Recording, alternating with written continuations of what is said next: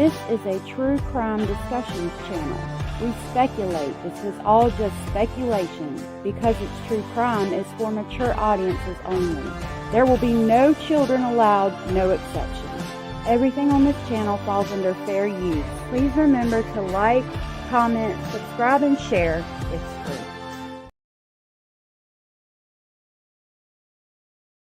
free. Hey, y'all. It's so good to see y'all. Oh, my goodness. Cindy out the gate coming in and dropping 5 memberships. That was so very sweet and supportive of you. I've got to update my videos on that. Give y'all some garden updates. Y'all, I'm finally getting produce from the gardens. Let me get into this live stream that we're having this here day right now. Hold on just a minute. Okay. So, those went to Only Onions. Libra Soul. I'm a Libra too. C Branch, Jindy, and Charles in Charge. If you were gifted from Cindy and you are aware you were gifted, please tell Cindy thank you, and I will grab the crazy train to pick y'all up on the way to Speculation Station. Thank you so very much, Cindy. That was so sweet of you. You're so sweet. You always come in and drop 5 on us like that. I love that. Thank you so very much. That's so sweet of you.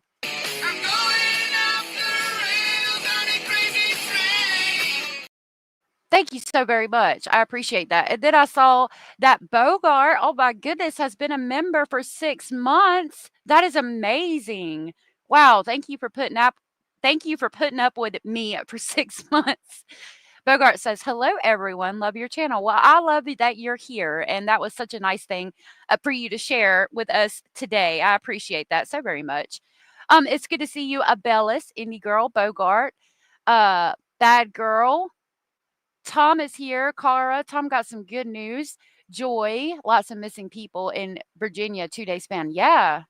Heathen. Edith is here. Parabola is here. Good to see y'all. Bad girl. Tom, again, I wanted to share with y'all. Joy, good to see you. There we go. Tom says, got the results this morning. Everything was perfect. Apparently, the old iron horse is made of twisted blue steel and impervious to cancer for now anyway. I am so glad to hear that, and congratulations. You should definitely have a glass of wine to celebrate that. That is awesome. Connie, it's good to see you. Hannah UK, our lovely orange rose, good to see you. I'm glad you're here. Cindy from sunny South Florida. One sunny day. Good to see y'all. Thank you so much for being here. Wanted to see. Y'all are so sweet and supportive. I really appreciate y'all being so sweet to each other and supportive. So we got a couple of new things. I am working. Okay, I was like, what? I am working on getting a video out on an interview that just come out with the CBC of Daniel Martell, a new interview that we just got. So we'll start with that, and then we'll jump into Long Island serial killer. I try to just I know the truth. I don't know. A lot of people say you should like save your big thing for the end of your live, but like stuff like this, I try to go ahead and go over it with you guys. Hey Rubber Ramada, good to see you. I don't drink either. I said that and I was like, well, I probably wouldn't have a glass of wine, but I might smoke a joint or something. I don't know. I don't smoke either, except for cigarettes. I wouldn't say smoke a cigarette if you find out that you don't have cancer. Like, that's an awful thing to say. So I don't know. Celebrate however you celebrate. Hey, Max. Good to see you. I try to share these things with you guys in the beginning. I know that some of you can't stay through the whole live. This is really important information. So I just try to go ahead and get it out here for you guys. I am working on a video going over this as much as I could with fair use. So that will be out relatively soon after the live. I'm about halfway through editing it. So I'm going to I might try to edit it a little bit. I don't know. It depends on what we have time to do. If not, it'll be out later tonight. They want to make you watch till the end. It's BS. Yeah. I'm like, if y'all came to see something, I'd rather go ahead and show it to you. You'd smoke a cigarette? Girl, I'm about to quit. June 23rd, I have to have some surgery. And when I go in for that surgery, I'm going to come out and I'm going to slap a nicotine patch on and I'm going to try my damnedest to quit. I'm just scared I'm gonna gain a bunch of weight, like, when I quit. I don't wanna gain a bunch of weight, but gaining a bunch of weight is better than cancer any day, but I'm still gonna try not to gain a bunch of weight. I don't eat that much anyway. Like, I don't know, I don't have much of an appetite. I could, like, live off of peanut butter. I love peanut butter everything. Did you? Okay, I'll check it. Oh my god, I love cheesecake. Like, cheesecake is my favorite, and my oldest bonus child's favorite too. She likes to get cheesecake for her birthday. I made a Lucky Charms cheesecake, and it was so good that I ended up making, like, 4 more. But, I mean, there's 6 people in the house, so if I make a cheesecake, it's, like, gone. Everybody gets a slice, so I have to make 2 or 3. Stay active, eat well, and drink water. Yes, ma'am, I sure will. Hey, Kathleen. Alright, yeah, I'm dealing with one thing at a time, but good luck when that comes. Thank you, Parabola, sorry. And thank you guys. Hey, Roxanne, thank you for being number 20 on the thumbs up. The thumbs up. No doubt, me too. Alright, so this is from the CBC. It is an interview with Daniel Martell. It had come out like 5, maybe 6 hours ago now. And he gives us a lot of information in this interview. So I'm excited to talk about it with you guys. So, with that, let's watch it. I know the truth. I didn't kill Lily and Jack. Hey, AM. It's been 6 weeks now since you've seen Lily and Jack. I just want to ask, how are you holding up? It's been a long 6 weeks. Yo, Sandra, good to see you. I got to get with you because I need to send you a USB drive in the mail. I'm sure you know I'm sure you're aware of what I'm talking about. I got another one because I was like, did I mess it up? Nope, same issues. So I'm sending it to you in the mail. So get with me. Text me because you got my number. And get with me so I can get that sent to you. I forgot your address, even though I send you stuff all the time. I need to write it down some damn where. Hey, Cara. I don't know if I said to you, but I said hey to you, but hello, my love. Love you so much. Michael Green Chili Chicken. Good to see you. Yep, the secret text. All right, I'm about to check my Discord and we're going to listen to what Daniel has to say. I know that everybody basically in the world at this point is always wanting to know like what happened. It's been from sadness to anger at this point. And I know the RCMP and major crimes are working around the clock trying to piece everything together, and I'm grateful for that. But it always leaves the question, 6 weeks has gone by, and we know at this point they're not in the woods, and where are they?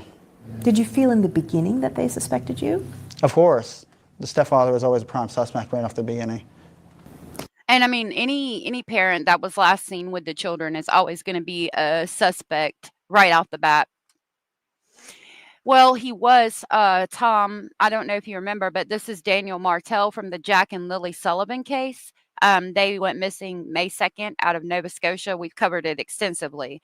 And a lot of people had questions when it came to Daniel Martell because him and Malaya were the last ones to be with the children. They had been kept out of school for a couple of days beforehand. There's rumors online, which, is to be expected. There are with every missing child case, like right out the bat. That's why I don't mess around on Facebook. I really don't.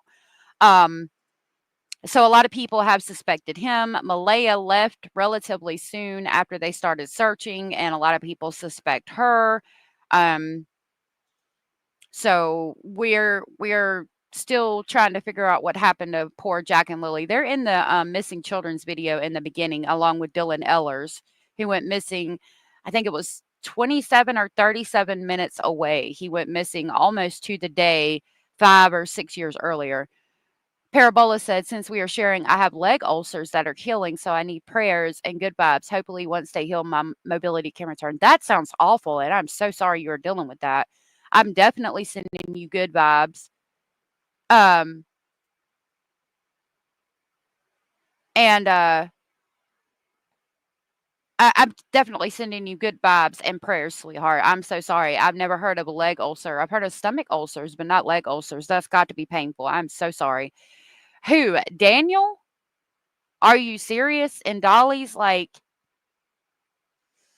I don't know. Maybe one day I'll be big and bad like Dolly, but I can tell you what, I go on facts. I'm not throwing shade at nobody, okay? But I've heard I don't watch Dolly and I've heard some things. Maybe I should watch before I open my damn mouth. That would be the smart thing to do. But I don't know. I would like to talk to him. I mean, I would love to interview him. It's interesting that he has a wrench in Dolly's chat. I could understand why. I think it's weird to wrench parents of missing children, but there's going to be fake accounts left and right. I mean, it's an easy way to quickly verify that it's the actual person while you're live, especially with Dolly. I'm sure he's got thousands of people in there every live, so it would be hard for him to go do a check. But, interesting to say the least. I I don't, but he definitely had a lot to say yesterday about the mama. Really? How interesting. SpaceX SpaceX rocket blew up in Texas. Oh my God, that's so sad. Well, I'm praying for for them for them. Hey Diana. Hmm. Maybe I can maybe I can work on seeing what he had to say about Malaya in that chat. That's real interesting. You felt that from the beginning. Yeah. But you don't feel that now. No, I don't feel that at all. I asked for the lie detector exam, the polygraph exam. I gave them my phone. I told them do drug tests because there's a lot of rumors online about a drug party. I know the person that said those rumors, and it was just to take the heat off themselves. Was there any kind of party? No. Was there any kind of gathering that No. someone I want to replay that because that's going to be important. Roxanne, you're having issues with muscles and legs today. I'm so sorry to hear that. I hope that y'all get to feeling better. My stomach is cramping, but it's my lady time, I think so. And I'm dealing with that. So y'all watch out. I might be cussing somebody out unwarrantedly. The partner of his had me going the other night on the KR thing. I'm no longer watching either Dolly or especially his lady. Can't take no more. Oh, really? That's interesting. Yeah, I don't watch. I don't know. I've never I don't know. I'm just going to be quiet because I try not to throw shade. All right. So I want us to listen to this part right here real close. any kind of party? No. Was there any kind of gathering that No. someone might have thought was a party? No. There were no people at the house. No. Not the night before. Right there. There were no people at the house. He says no. And then he says not the night before. That's really, really important. So let me show you guys. Let me pull up that Facebook clip that we have had for a long time. So this is the comment, right? It says they live 500 feet from me. I didn't even know kids lived there at all. I thought it was a drug house.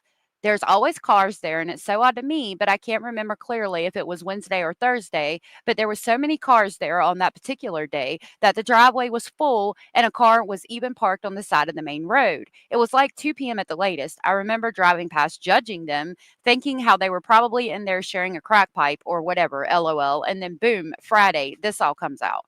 Okay, so he just reiterated there was not a party there or a gathering of people. She asked him that, was there people there? Was there a party? Was there people there at all? Any kind of gathering? He says no. And then he reiterates, not the night before. Well, the comment says Wednesday or Thursday right there, Wednesday or Thursday. So I'm wondering if there was people there Wednesday because they went missing Friday. So if they had been there Wednesday, that doesn't mean they were there Thursday, which would have been the night before. He reiterated not the night before. That doesn't cross out Wednesday for me. He said he knows the person who left the comment and they were trying to get heat away from themselves, which is really interesting as well. The other issues that I had with this was the both in the first sentence. First, they live 500 feet from me. I didn't know that feet was a measurement in Canada. I thought it was like meters, yards, things like that. But Abellis, our lovely moderator from Canada, told me that it can be used interchangeably. So that doesn't necessarily cross out the comment for me. The other part for me is how they ended the sentence with a. Abellis is from Canada. My landlord is from Canada. I know a lot of people from Canada, and I would not expect for them to write a in the comment section. Do they say it out loud? Yeah, but like if they're texting me or I'm reading a comment or an email or something, they're not going to throw in A. Like, I felt like they were trying too hard. This person was trying too hard to seem like they were from the area. That's why they added the word A, in my opinion. But he said he knows who they are and they're just trying to take shade off of themselves. So I don't know. It's interesting. And again, I reiterate, there could have been people there Wednesday. He said specifically not the night before, which would have been that Thursday. He didn't say nothing about Wednesday. Okay, you mentioned you offered to take a polygraph test. Yeah. Did the RCMP take you up on that? Yes, it did. And how did that unfold? That unfolded in my favor. They obviously know I wasn't lying about anything. So they said, yep, great, thank you, come in Yeah. for a polygraph test. Yeah, it took a little while to set up, and When did you do that test? I don't know the exact date, but that would be at least 3 weeks ago, probably. Hey, Becky P., good to see you, love. So roughly 3 weeks after the disappearance. Yeah. And I think most Canadians wouldn't have any idea what's involved with that. Can you describe the process? You go in and just tell us right from the start. See, Abella said, yeah, no, we say it jokingly because it's a stereotype. Right. Like, why are we throwing a stereotype in there with the comment on Facebook? That could be somebody that lives off the coast of Japan or something. We don't know. Like, why are you throwing A in there? And from what I understand, if it's written out, it would be AYE, not EH. Like, EH would sound American to me, not Canadian. Like, if you were going to write out A, I would think it would be AYE, but again, I don't know. These are just my thoughts, opinions, and speculations. I would love to know yours. We go in, sit down in a big comfy chair, and they have multiple sensory pads. You have them underneath your forearms, you have them underneath your butt, and you have them underneath your feet with your shoes off. You have a sweat gland on one finger. You have measuring instrument for blood flow that goes in and out of your hand, and you have a cuff on your arm for blood pressure to measure your pulse. Were you nervous? Yeah, I was extremely nervous. Especially with the first question they asked you, did you kill Lily and Jack? That was the first question they asked you. Yeah. That's weird to me. Like, they come right out the gate with, did you commit the homicide of Lily and Jack? But to be fair, that's the burning question, right? Like, that's the main question we want to know. Did you commit the homicide of Lily and Jack? So I guess I could understand coming right out the gate with that, but I would think they would ask some other things leading up to that, not just bam. Let me ask you the big burning question, Yeah. What went through your mind when someone's asking you that question so point blank like that? Hey, Wolfie. Your mind has a massive release of chemicals, I guess you would call them. Just, it's like your stress levels just astronomically through the roof. And I mean, I think anybody would be stressed out taking a polygraph, especially if you were a suspect and your children are missing. Andy Girl pointed out to see his heart rhythm on fax. That's a good point. Hey, Anders. Doing laundry is not fun. I hate it. We got many called roaches keep coming in my house. Oh my goodness, Max. You need to get you some Raid. Got to spray them things and get rid of them. Woofy, good to see you, sweetheart. Hey, Scratch to Paint. Good to see you. And your body doesn't know what to do because it's not every day the way you're hooked up to machines in an interrogation room where someone asks you questions like that. What other kinds of questions did they ask you? All the questions pertain to the death of Lily and Jack. Are you accessory to the murder of Lily and Jack? They were all. So all of the questions assumed that the children are no longer alive? Yeah. What? Like, why didn't they ask them anything about, do you know anybody that would want to take the children? Do you know anybody that would want to hurt the children? Are you actively arguing or fighting with anybody specifically that could want to hurt the children? Like, did you see any cars in the area that looked like they didn't belong?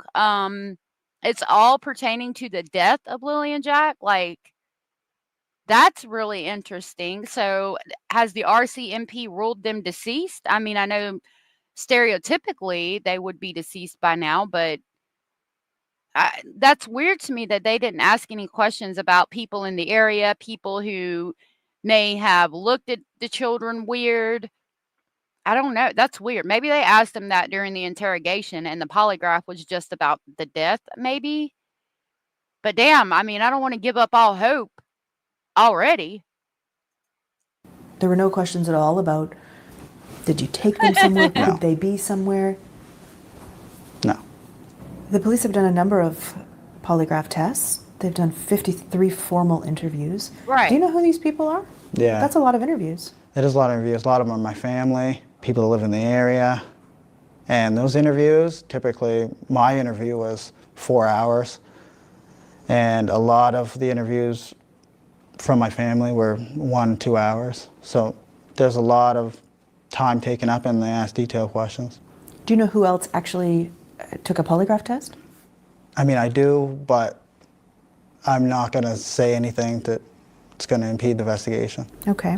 I appreciate that. Yeah, let's not impede the investigation. You know, we heard yesterday in the interview, if you guys have watched the video with the grandmother, where the biological father's mother said they did take her son down there and question him for about an hour. From what we've heard, most interviews have been about an hour long, but we did hear early on in the investigation that Daniel was questioned for about 4 hours. So I'm going to assume that Malaya was too, because again, they're the last people that are known to have been with the children. So yeah, their questioning is going to be more extensive. Everybody else about an hour. So I could see that for sure. Okay. When did you find out the result of your test? Immediately right after. I mean, that's interesting because I thought it took a couple of days to read it and go through it real good. Hey, Cracker Jacks. Good to see you. They say to you? You did a good job, you passed. And how did that feel? Good.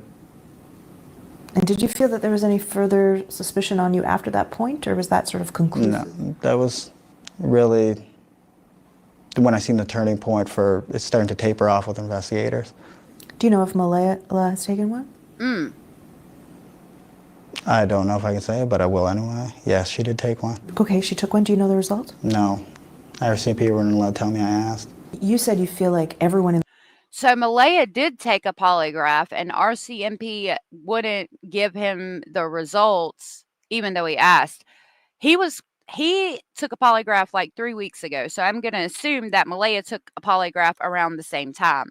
And I would think that if she failed, that we would be hearing something about it by now. I would think that she would have been arrested and we would be hearing about how she failed the polygraph and they're questioning her more on the location of the children. So as of right now, I think I'm going to assume that she passed the polygraph test because again, it's been 3 weeks. Like I would think if she failed, they would have arrested her by now.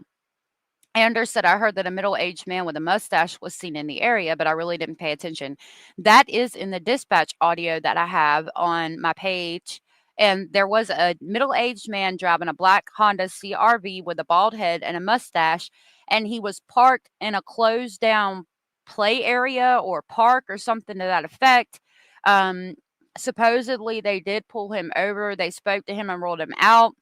And then there was 2 fishermen in the area that were seen from a helicopter walking towards a pond. That's in the dispatch audio. Boy, my pause game is on point. Look at her face. In the world wants to know what happened to Lily and Jack. Yeah. Why do you think that is? Why do you think this is getting so much attention? Well, just the mysterious and nature of everything and how strange everything is. The RCMP, you know, I mean, they have to keep a tight lip on everything, but right. There's a lot more that meets the eye with the case. Is there something that you think the public doesn't know that you can share that you want the public to know? That's a hard one because I don't want to impede the investigation in any way. It is still a missing persons investigation. That was a good question. Hasn't pivoted to any type of criminal investigation. But the kids were seen the day before. I know a lot of people didn't know that. I still see a lot of stuff online that the kids could have been missing for days. They were at a school for days, and they were seen in the Glasgow area on camera the day before the disappearance in the afternoon.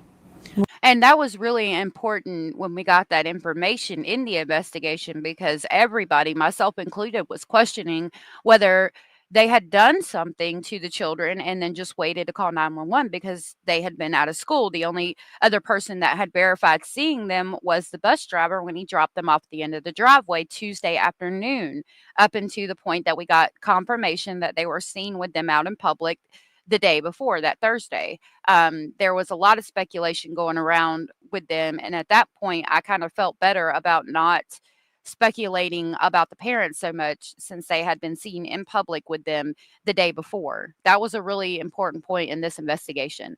Joy said, I don't think they can arrest due to polygraph. You've actually got a great point there. And thank you for pointing that out. They can't, but I would think if she failed, they would find a way to interrogate her or go find the evidence they needed that showed that she did something using the polygraph as a tool to get the evidence they need to arrest her. You know what I mean? Crackerjack says this man is overconfident. The children cannot be found. How far are they from the coast? I'm not sure they'll ever be recovered, sadly. I'm not either. I've got several maps of the area I can pull up. Hey, Tony. No, Woofy is a woman. I don't know you, but I've heard of you before. But it's nice that I appreciate you being here. Happy Juneteenth. Thank you for that. Anders said yes. People thought that they were missing for a long time. What burn? Who burned you? I think I upset someone and they called me dude just another day in the live of a wolf, in the life of a wolf. I'm sorry. I'm so sorry, Woofy. You left me there alone. When I found out Whoopi is a she, couldn't hold myself back. Oh, no, it's just pertaining. I don't know if it is you, but I heard that you used to be a moderator for another channel because when I'm not doing true crime, I do like to sit in the bushes of some of the, I don't know, they used to call it Krama channels, and that's where I'd heard of you. But I have a lot of respect for you. Yeah, you got it in your name, Team Krama. Yeah, okay. All right. Where was that? I don't know if I can say that, but it was near the Highland Square Mall. Was it with you? It was with me, Malaya, and Meadow, and Willie and Jack were there too. And are the police aware of that? The police were aware of that since. Do they have that video? Yes, they do. I also talked to my coworker in the parking lot as well, and he verified that with investigators as well. Yeah, what season are we on now? Like 37? Lord have mercy. Whew, that's a good one. Not many seasons. No, there's not. There sure isn't, Wolfie. Okay, Kraka, I have got a map of the area for you because you asked how close it was to the ocean. So, they're close to Halifax. I know that. And you can see Halifax is kind of in this area. And then the ocean is here. Now, actual maps of where they went missing, we've got several of those thanks to Abellis. And I'll try to pull those up real quick as well. Oh, Abellis, I wanted to tell you real quick as I close this out that that mark on his neck that it looked like 3D, you can see it in this interview really well. It looks like it's discolored like a burn mark or a birthmark or something like that. I think you were right about that. Okay, hold on. Let me pull up the maps of the area. Lord, I got to go through my stuff.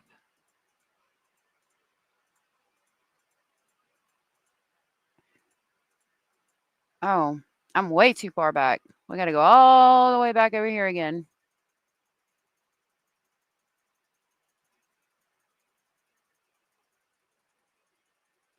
Do. That mark right there, it's like a birthmark. It's like colored that color. You can see it in the interview.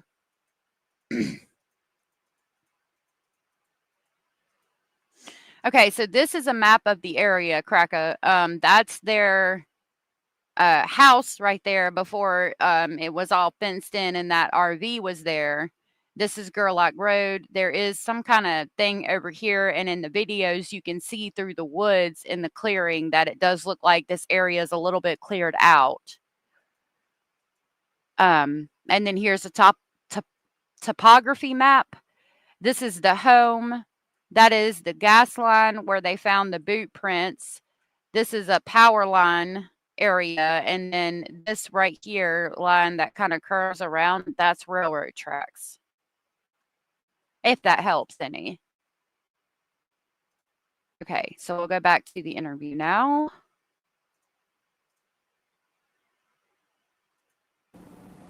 So, for all the speculation, they were gone days ahead of time, or they were seen the afternoon on camera before the disappearance. Why do you think the police are asking for? I thought it was important that he said a coworker verified that they had been seen in public with him that day. I wondered if he went to his job site or something, maybe pick up a paycheck or something like that. I was glad that his coworker verified that he had seen them that day. It does look like he has a hole in his neck. Thank you, Bad Girl, for asking everybody to hit the thumbs up. 38 and counting, Lord of mercy. And thank you, Kiosandra, for dropping the merch link. Video dating back, hey, Rhonda, days before that. Well, the reason for that is they want to see the traffic of the vehicles on the roads in the area, right? Maybe vehicles that were traveling that area a lot over the last few days prior to hand, or vehicles that weren't seen in the area, or vehicles that were seen in the area, like local people that are, you know what I mean, making frequent trips past the house, or which it's all considered evidence. I mean, the more pictures and videos is the better. Yeah, anybody meandering around the area that's not supposed to be meandering around the area, anybody hanging out in the woods and spying on the children, all of it, needs to be checked and looked into. Cracker, I saw that you had commented that, or somebody else, and Cracker said, does anyone think that backpacks would be an excellent anchor for small children? Not saying that, committing a homicide is excellent, but it could possibly make an anchor. And if we're going to speculate, I would say, yeah, maybe if you filled the book bag up with rocks or something, it could be an anchor. However, if something like that happened, I don't think it had anything to do with the parents personally. I know somebody had related it to Audrey Cunningham, who had been tied down with a rock, and it took them a long time to find her, even after they knew where she was. Is this the interview? He says what happened at the beginning. He said almost the same time, the same thing that the mom did. That is very suspicious to me. It might be. I don't remember everything he said at the beginning. I don't know if he said everything the mom said. I would think maybe it's because it's the truth. I don't know if it would necessarily be suspicious to me, but I understand and respect your point of view. Bad Girl said yes, but the body will still make you float up, though. Eventually, yes. Yeah, it was you. Okay, I thought so. I had read that comment and I was like, interesting. It's very possible. They say they have hundreds of hours of video. Mm-hmm. Do you know if they found anything on those videos? I think it was up to 2 weeks ago. They had footage that they examined for evidence that was 8 kilometers diameter out from the house. So that was after a month. That's how long it took to get footage and review it 8 kilometers out. So but what's on the video? I don't know. I'm only limited by what they tell me. How often are they in touch with you? So that was interesting. And that gives me renewed hope. Like, did they find something that was about 8 kilometers out? Did they see something on the camera footage? Did they see Jack? Did they see a suspicious car? Like, what is it that they saw that's 8 kilometers out from the house? I really wanna know, like, that's gonna irk my nerves because I really wanna know what they saw on that camera footage, but that's good. That's a clue, that's a tip that maybe they're onto something and maybe we'll be able to find Lily and Jack soon, hopefully alive, preferably. Donna said Malaya is on the run with Meadow. She left her mother's $150,000 reward for tips. I did see that about the $150,000 reward for tips. I did not know Malaya was on the run. Did you see that on Facebook or where did you get that information? I would love to know, Diana. I'm sorry, Donna, and thank you for being here. The digestive system swells with decomposition, not if a body is gutted. That's different. Interesting. It's bullshit unless there's an Amber Alert. Yeah, I wish there had been an Amber Alert. They wanted an Amber Alert right out the gate, too. With you. Investigators now, I'd say Okay. Hmm. maybe once every 5 days. And usually I'm the one who calls or messages them. And how's that changed over the course of the 6 weeks? Well, from the beginning, it was almost daily, tapering off to where it's only like once every 5 days now. And how do you feel about that? It's good and bad. I mean, I like to talk to them in person about any little small details I come up with or anything I can try to bring to their attention which may help the investigation. So I don't get to see them often, so it's always over phone or messaging, and it's hard to really convey what you want to say when you're not in person. And I get that. Like, how many times have we read a text message and read it the wrong way? Like, even using you as an example, I've read messages from her and like, why are you screaming at me? And she's like, I'm not. So, okay. Oh, wow. Okay. Thank you. Let me send these to myself real quick. Dang. Okay. So yeah, she pulled up the messages from Dolly's last night. You guys said that yeah, I think it's in the article you sent me, sweetheart. You guys said that Daniel is the one who said that Malaya is on the run with Meadow. Now, what does that mean? Does that mean maybe she did fail the polygraph and she's on the run? She's afraid of being caught. She knows they're on to her. That's really interesting. Thank you for sending me all the messages he said in Dolly's. Definitely about to email that to myself so we can go through it. And I will grab the link for Dolly and drop it out of respect. Like I said, I don't watch him, so I don't know much about him. I just know what I've heard, and going on rumors that I've heard, it's definitely not a good idea. So, I just sent that to myself. I'll work on getting that pulled up so we can talk about it. That's interesting. Why would Malaya be on the run with Meadow? I bet he's upset and hurt about that and wants his baby. But then I also know the eye's not on me. The investigators don't see me as part of the disappearance. How do you know that? Well, when you're going from daily to tapering off every 5 days, I mean, I already gave them everything on my phone. I'm the one who originally said, here, take my phone. We'll go through all my banking information. We'll go through all my stuff on my GPS from Google. And you were offering all that up right from the Yeah, I beginning. offered everything. And why were you doing that? To show them that I want to get the investigation moving. I know I have nothing to do with any of it. A lot of speculation is you killed the kids. We'll just come out and say it straight as it is. What do you think when you read that? It's a lot of nonsense, obviously. So he did, as we know, give up his phone information right from the beginning, and I'm glad he did. That is important to have right from the beginning. Shoot, let me grab Dolly's link.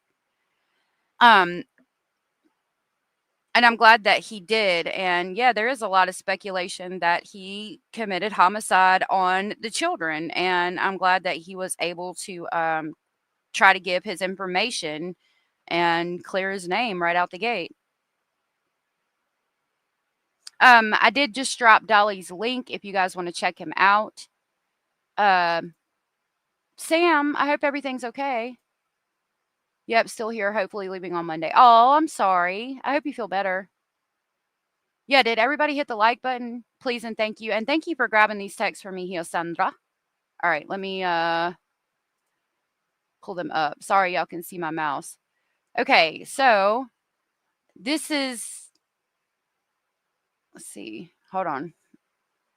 So that was I don't know which one.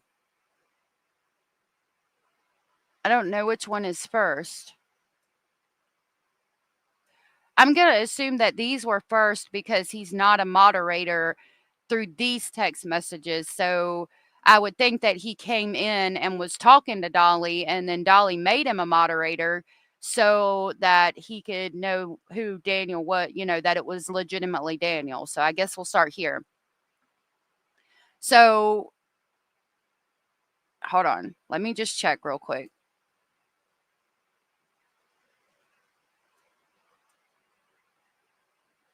Okay, so maybe it is these first. All right. So we'll start here. RCMP, hold on. You tell me. Did you tell me? No, you didn't tell me which one was first. I don't know if it goes like from the bottom to the top.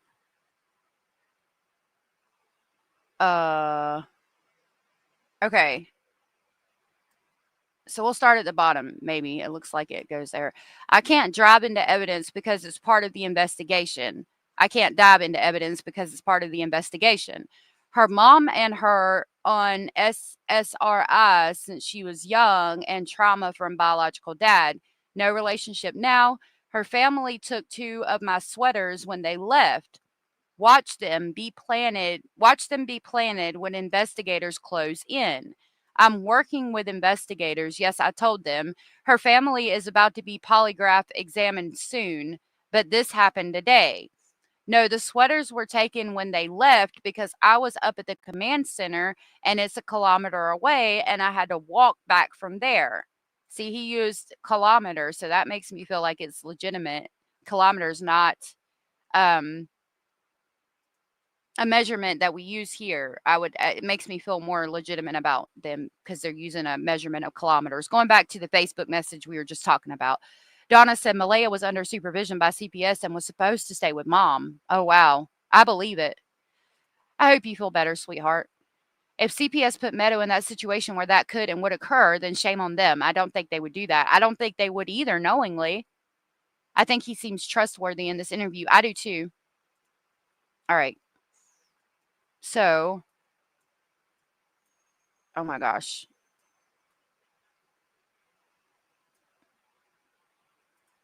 On this one.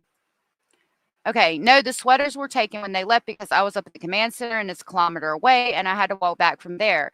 Malaya was scared of bio dad, scared of kids' biological dad, one blue sweater and one white sweater, 617 and 618 marked absent. So June 17th and 18th marked absent. She broke unsupervised vision protocols by CPS. Meadow will be taken.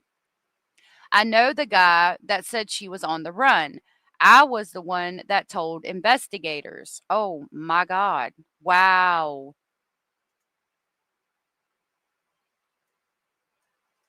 Ah, sorry. Hold on. Nope, wrong one. Lord, I'll get it together in a minute. Oh my God.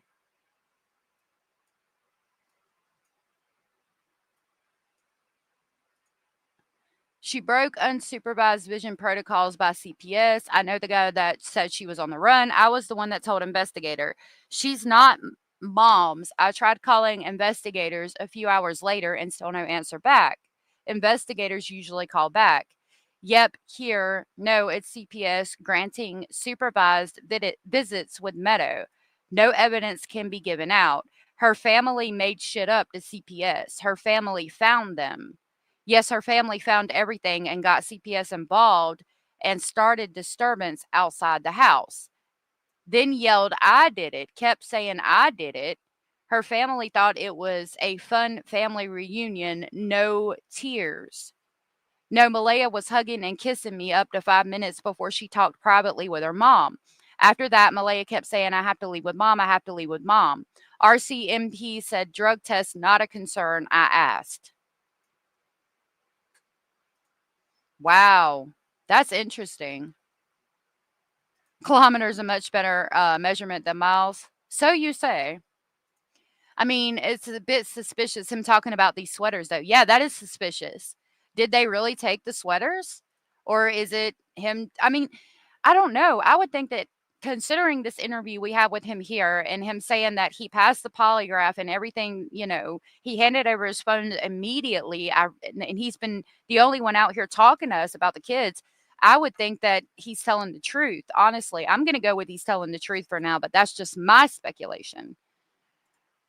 Uh, oh, I'm sorry about that.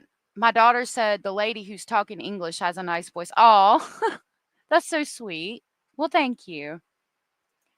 Why is he constantly throwing her under the bus? Yet he wants her to remember back when they met. Hey, you got a good point. Yeah, I'm sorry about the babies. Okay. That's really interesting. I wonder where Malaya is. I wonder why she's running with Meadow. What does that mean for the investigation? And what about the sweaters? I'm sure he told the RCMP about the sweaters. Wow, that's interesting. I don't know what to even say about that. That's crazy. Thank you for sharing those with me, Sandra. And again, those are from Dolly's chat. Evidently, he's a moderator over there. I did drop Dolly's link if you guys want to check him out. I know the truth. I didn't kill Lily and Jack. And I just think a lot of people online they're seeking drama. That's the main thing. Everybody's allowed their own opinion, like I said before, but it's hard on the people that were actually there and missing the children. Still haven't got to see any of my kids, including Lily and Jack, and that's been really tough, going from a family of 7, including my other 2 kids that live in Halifax now, going from a family of 7 in the blink of an eye, your family's ripped apart and you're left alone. So that would tell me he hasn't seen Meadow either, which is really interesting. Like, y'all, I'm perplexed with these things right here. Let me pull them back up. This is perplexing. So if she had Malaya and they were having supervised visits, like why was she allowed to keep Malaya? I mean, why was she allowed to keep Meadow? I apologize, but he can only see her for supervised visits. This is crazy. I'm going to read it again. I can't dive into evidence because it's part of the investigation, but yet he does. Her mom had her on SSRI since she was young and trauma from bio dad. No relationship now. Her family took 2 of my sweaters when they left, watched them be planted when investigators close in. So he really feels like she's responsible. I'm working with investigators. Yes, I told them her family is about to be polygraph examined soon, but this happened today. See, he said that she took a polygraph, but he couldn't give out the results. So why is he saying last night in Dolly's that they're going to be polygraphed soon if they weren't polygraphed yet? Because this was last night's. But yet in the interview from 5 hours ago, he said that Malaya took a polygraph, but he couldn't give out the results. So that's a little weird to me.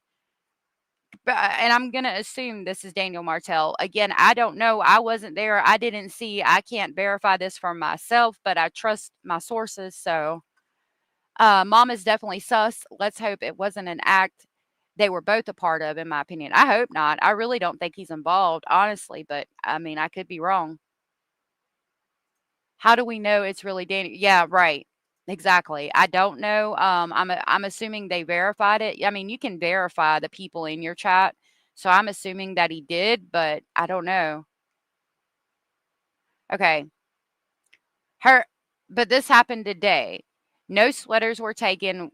No, the sweaters were taken when they left because I was up at the command center and it's a kilometer away, and I had to walk back from there. And that adds up to what he said in interviews. Like she left while they were at the command center, looking, talking about areas that had been previously searched and areas that they had already searched for the children. She walks away and goes and sits in the back of an ambulance and then leaves with her mother. Like that was in the articles. Hey, Billy, I think the mom knows something about her children being gone. Mom is sus in my book. I think it's sus too that she just rolled out like that. He doesn't know what they're doing with anybody else. Why would they tell him? That's a good point. I don't believe the police are allowed to give the results to anyone during. I don't either. She reminds me of Casey Anthony, like no care in the world while everyone else did the footwork. Yeah. Hey, loudmouth. You were watching at the time. Yeah. Thank you for being here, Billy. So what do you think? You were watching Dolly's at the time. Again, like I said, I can't verify it, but I trust the person who sent this to me, and I would assume that Dolly verified it. I mean, I don't find it hard to believe that he would be there.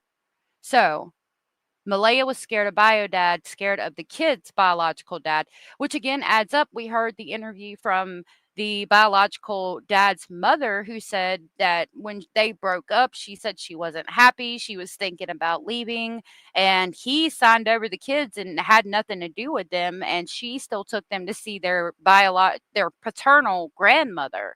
But as far as their biological dad, he had nothing else to do with them. You were watching too, Heathen? What do you guys think? Do you guys think it's legit? Why doesn't anyone give me a polygraph? Anders, I don't know. I think that I think that you would, if I had to assume, if they gave you a polygraph, I think you would talk about your scrotum a bit too much and it might make everybody uncomfortable. I'm just picking. You believe this is Dolly? Read my top comment. Oh, I believe it was Dolly. I believe. Do you think it's Daniel? It was actually Daniel. Read my first comment. Yes, this is legit, 100%. Okay, okay. And he then believes it was legit too. Okay, yeah, I do too. Honestly. Okay, so one blue sweater and one white, and I'm assuming that's June 17th and June 18th marked absent. So what does that mean? I mean, I don't know what they were talking about at the time. She broke unsupervised vision protocols by CPS. Meadow will be taken. So hopefully Meadow's given back to him then. I mean, hope, but it's concerning because he hasn't even been allowed to see Meadow. So if Meadow is taken from her because she's on the run for whatever reason, which is sus AF, where's Meadow going to go? Like, because Daniel said he's not been allowed to see any of his kids. That means the third child is missing. That's a major issue. Exactly. Anders got some things to divulge. Do you, Anders? I know the guy that said she was on the run. I was the one that told the investigators. So who's this guy that said she's on the run?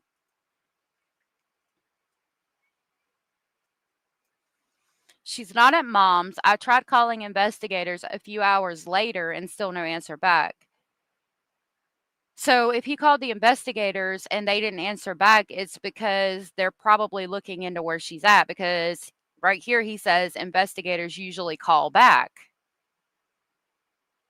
So yeah, they wouldn't have called back to tell him that it wasn't true. I mean, unless they're just not sharing information about the case, but I would think because that's his child, they would be like, no, she's still there, because if Malaya was supposed to stay there per CPS, then he has every right to know the location of his child and would be privy to that information. So if they didn't call back, I'm going to assume it's because they're still trying to locate her and can't give him the information. Daniel said if Meadow is taken, Malaya will unalive herself. Oh my God. Really?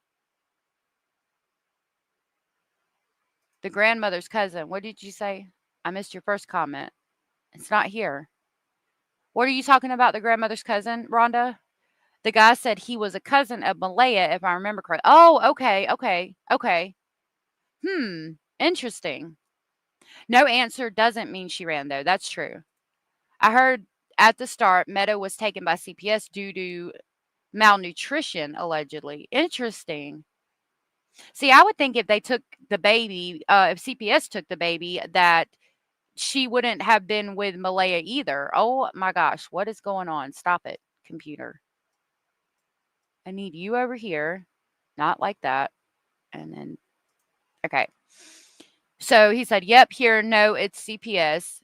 Granting supervised visits with Meadow, no evidence can be given out. Her family made shit up to CPS. So what did her family tell CPS? What did they lie about? Diana, his name is first Gray, I do believe, because I think the comments start when he's gray because he enters the chat as a normal chatter.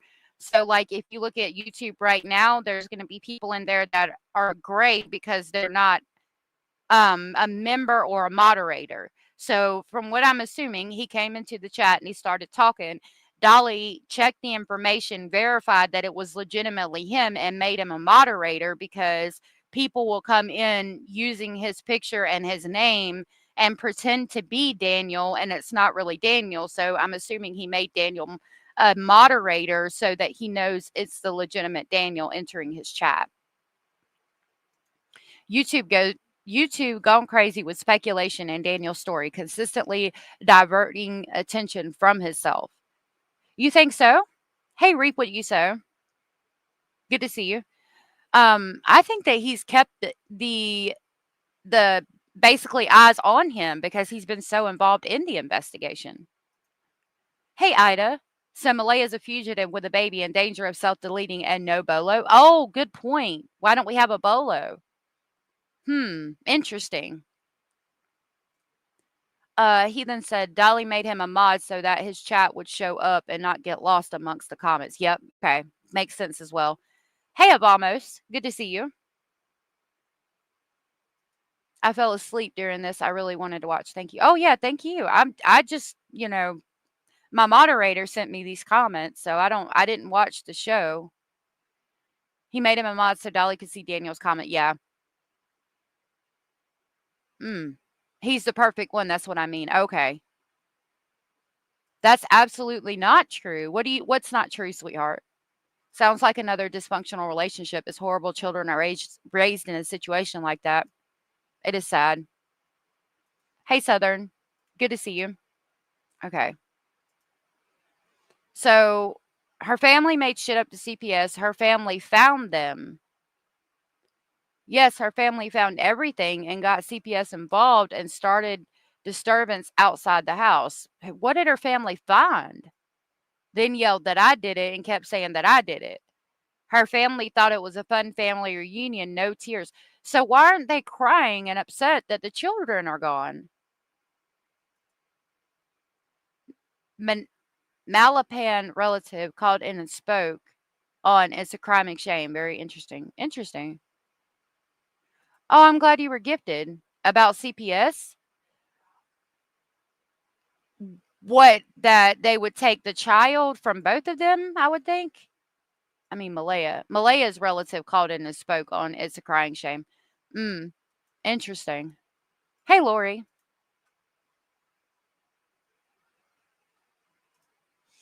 No, Malaya was hugging and kissing me up to 5 minutes before she talked privately with her mom. After that, Malaya kept saying, I have to leave with mom. I have to leave with mom. RCMP said drug test not a concern. I asked. So it's interesting because the grandmother on the interview that we listened to yesterday, or I put a video out, said that Malaya was always a good mom and very, very calm and well, wouldn't get loud. Um, so I don't see her hurting the children. If a drug test is not a concern and she passed, then that means she's not on substances. Wow. That's interesting. Yeah, we are only hearing one side. This is all speculation and alleged. Do your own research. Thank you for that. It is really odd. Thank you, Woofy. That was so sweet of you. I appreciate that. They were never involved until after the situation of the missing kids. Well, I believe that. I believe they weren't involved until the kids go missing, and then for whatever reason, they take Meadow or Meadow leaves with Malaya. What I don't understand is if Meadow is with Malaya, why isn't Daniel allowed to see them?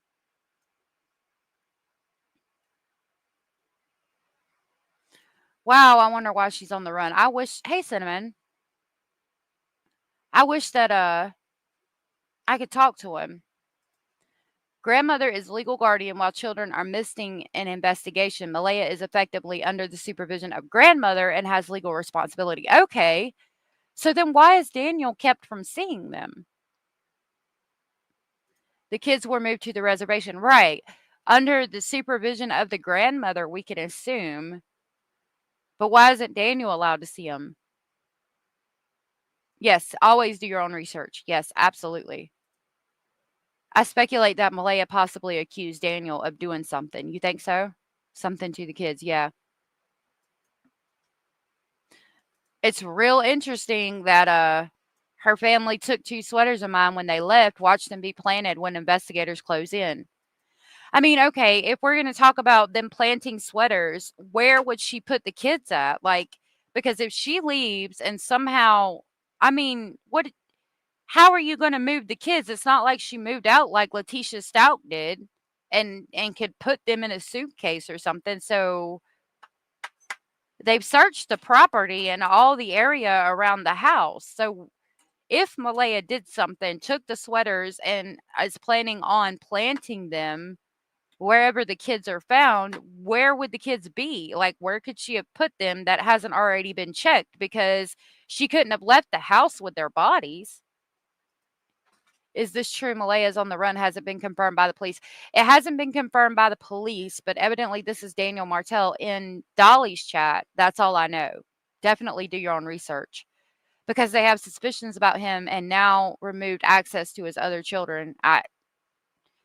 Yeah, but why is I mean, I would think so, but if everything he's saying is true and he passed a polygraph and he's adamant in the investigation and nothing's going on, then why is Malaya allowed to have Meadow under supervision, but he's not even allowed to see Meadow or his other children even under supervision? So that's suspicious. I don't believe that was really Daniel in chat. That wimp would never call into the show, and Dolly's just a grifter, just my opinion. You're free to speculate and have your opinions here. It's very possible. I don't know. I don't have any I don't have any confirmation that this is him. We're just kind of looking at it, so I don't know. I don't know. I wish we could verify it. I do too. Just the word of the Father, so dark. Yeah. It's not been on the news that Meadow is missing. Let's see if we can look it up real quick before we go into Long Island serial killer. Let's see what Google has to say. Hold on. Which I don't know if they would divulge that anyway, but we'll see what we can find. Melyah.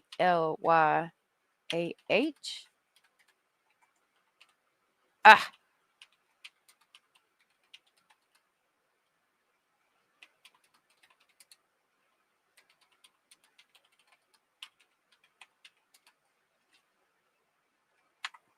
I don't know.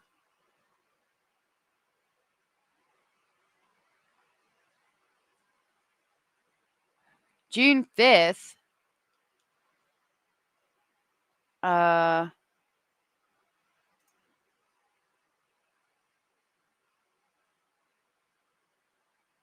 no, that's just a video about. So I'm not seeing on anything on that. Oh, 21. Let's see if there's any new information on the case in general other than what we have.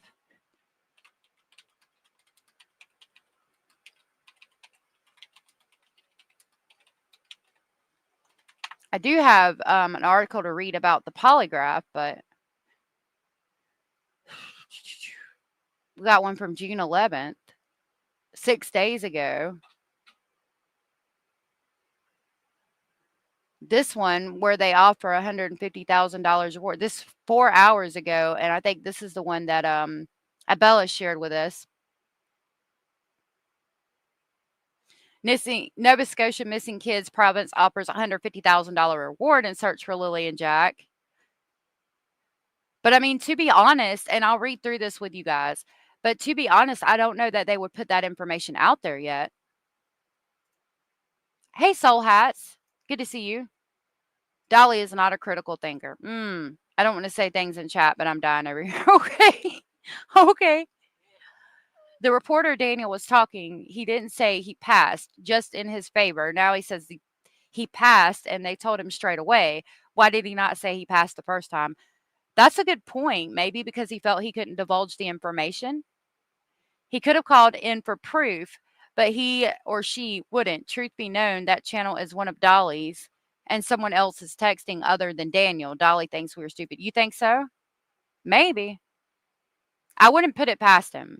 That's why I said in the beginning, I'm not trying to throw shade at anybody. I just like to verify everything. It's hard for me not to. If a third child went missing during an investigation, that would be appalling by CPS. I promise you that. Yeah, but would they say then he turned it to members only? Maybe that's because he wanted to make money off of Daniel being in chat. I mean, I don't put it past him. I don't like that at all, but I would think maybe that's why he did that. I had to leave his chat before I got chucked out. I can't stand the BS around the case. It's clickbait. There is a lot of clickbait. Chris Watts found out pretty quick he failed. Oh yeah, you're right about that. You don't? Not a reputable source. Interesting. Yeah, I've been over there. They do. I've gotten a few things from them. I just I don't know. He's all about money. Yeah. And that's sad. I don't know. I try not to I look at anything I make trying to go through these cases with you guys and looking at it, sharing information together as a team basically on YouTube. Any kind of monetary gain that I make is a blessing, but I'm going to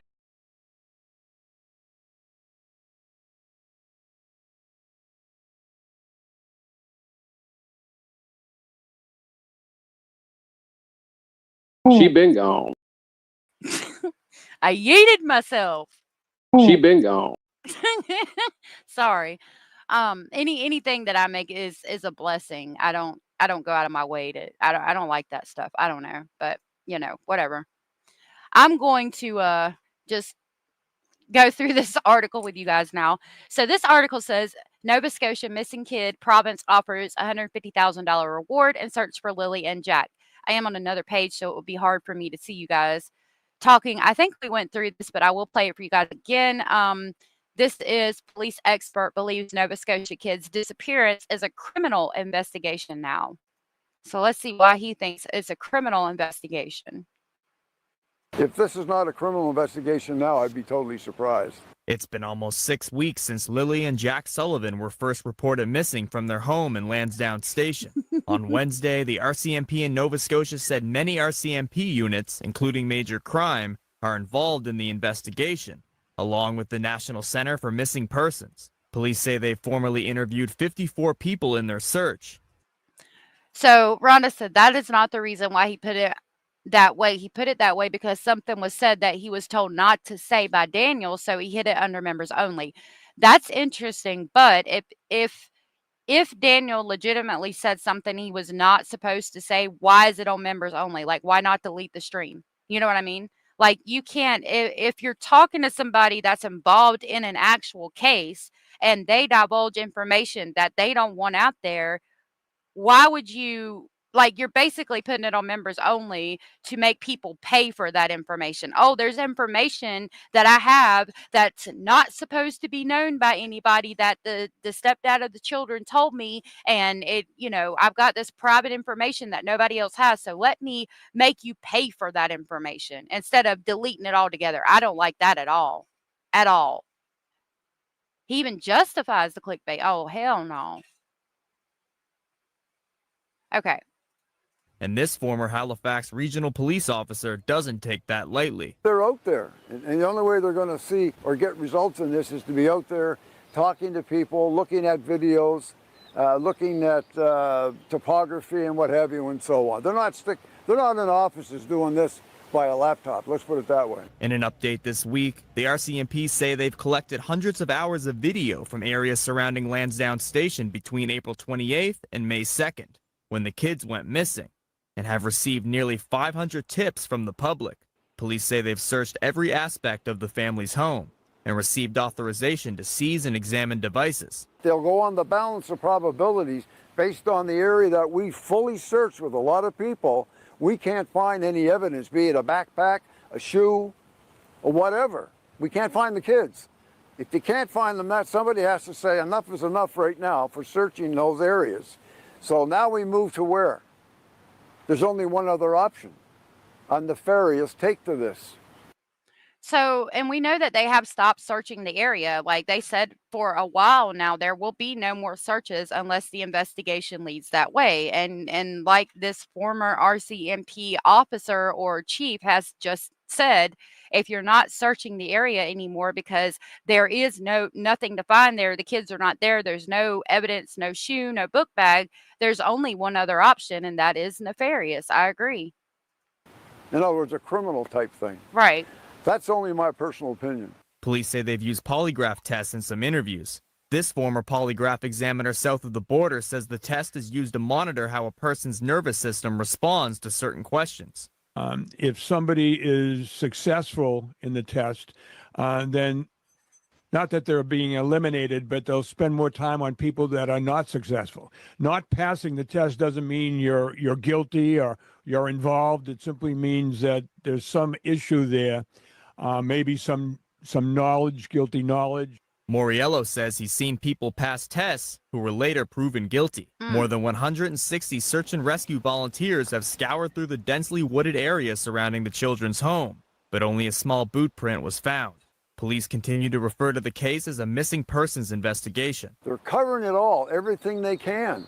And you only do that in depth when there's a criminal investigation with major crime on scene. They're not. So, I mean, this is interesting to hear his take, being a former policing expert or being a policing expert. There just because they're major crime. They're there to do their major crime work. Mitchell Bailey, Global News, Halifax. Found that interesting. Donna said, in my opinion, Malaya's stories or lies is unraveling. If that's true, then yeah, her story is unraveling, and it's interesting if she really has taken off with Meadow. I don't know that they would release that information yet. I hope this isn't the case here. I hope not either. I really hope not either. Some YouTubers out there that would hide their own mothers and say they were missing for content. You know what? I heard about that. I heard about somebody who did that. Something to that effect, if I remember correctly, now that you've said it. There's a channel looking into Jack and Lily's case and has some very interesting thoughts. She takes no payments whatsoever, no super chats, but she really made me think outside the box. Interesting. That's really cool. Okay.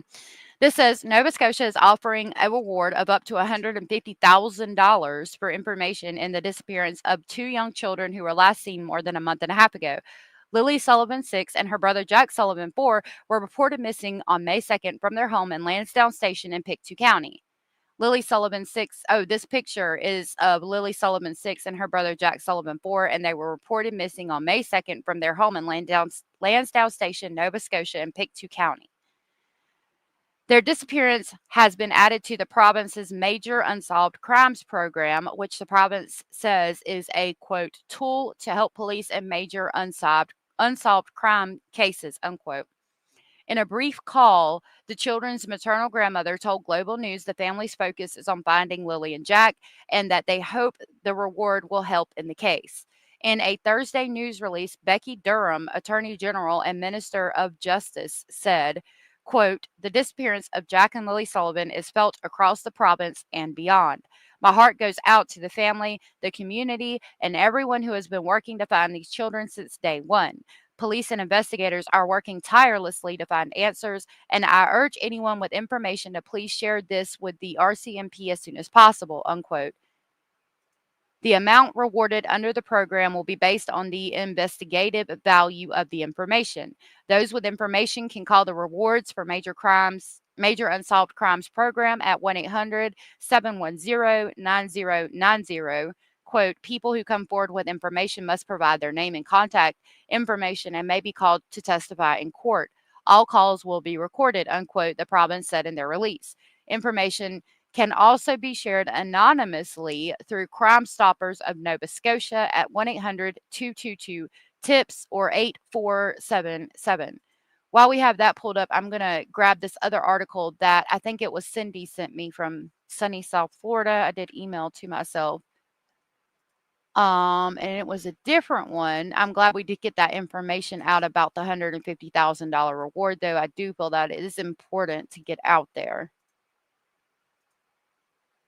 I think it's going to reiterate basically what we just watched with the YouTube video, but it's important. There's some other information in it as well. I just found out I'm allowed to go home for a few hours. Got to go back at 8:30. I'm glad though. My dog probably thinks I abandoned her. Oh, Sam, I'm so glad. Thank you for hitting the thumbs up. I'm so glad that you get to go see your dog. Why no Amber Alert? Right. Okay. So thank you again, Cindy, for sending me this article because there is information in it that a boot print and about a blanket that I found interesting.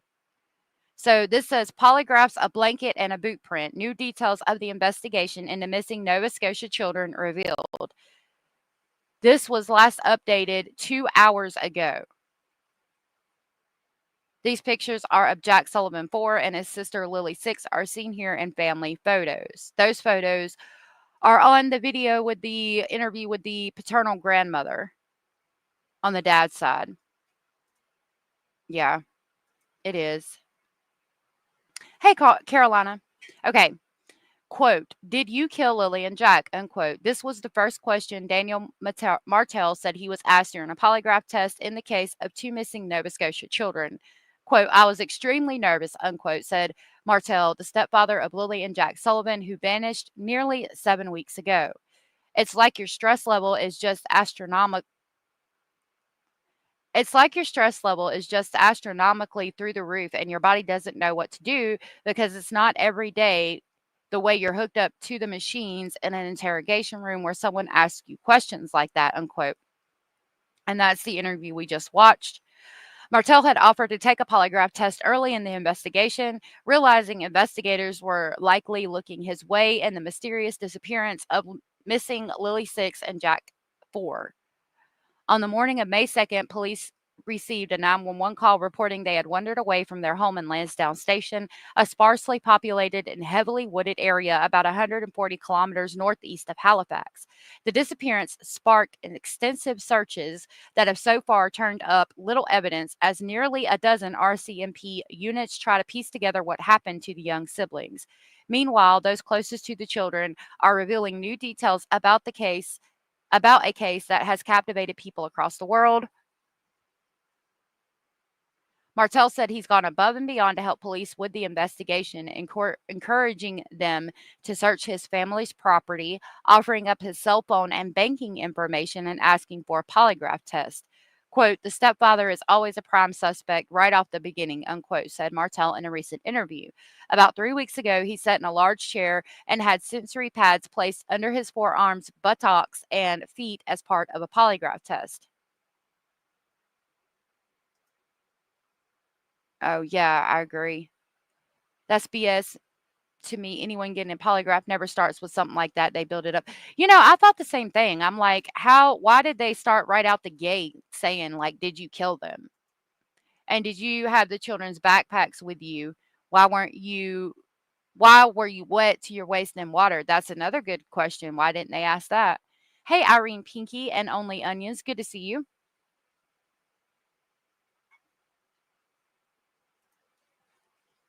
Now there are 5 gorgeous mods here. Okay.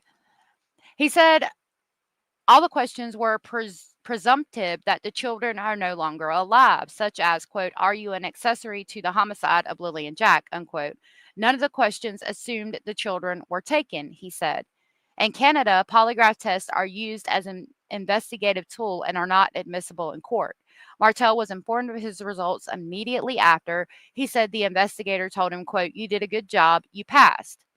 Here in the picture, we can see that hole that I was just showing y'all on the other picture, like this water area that's I don't know what's there. Is it like a pond or something? But that area that's cleared out and everything.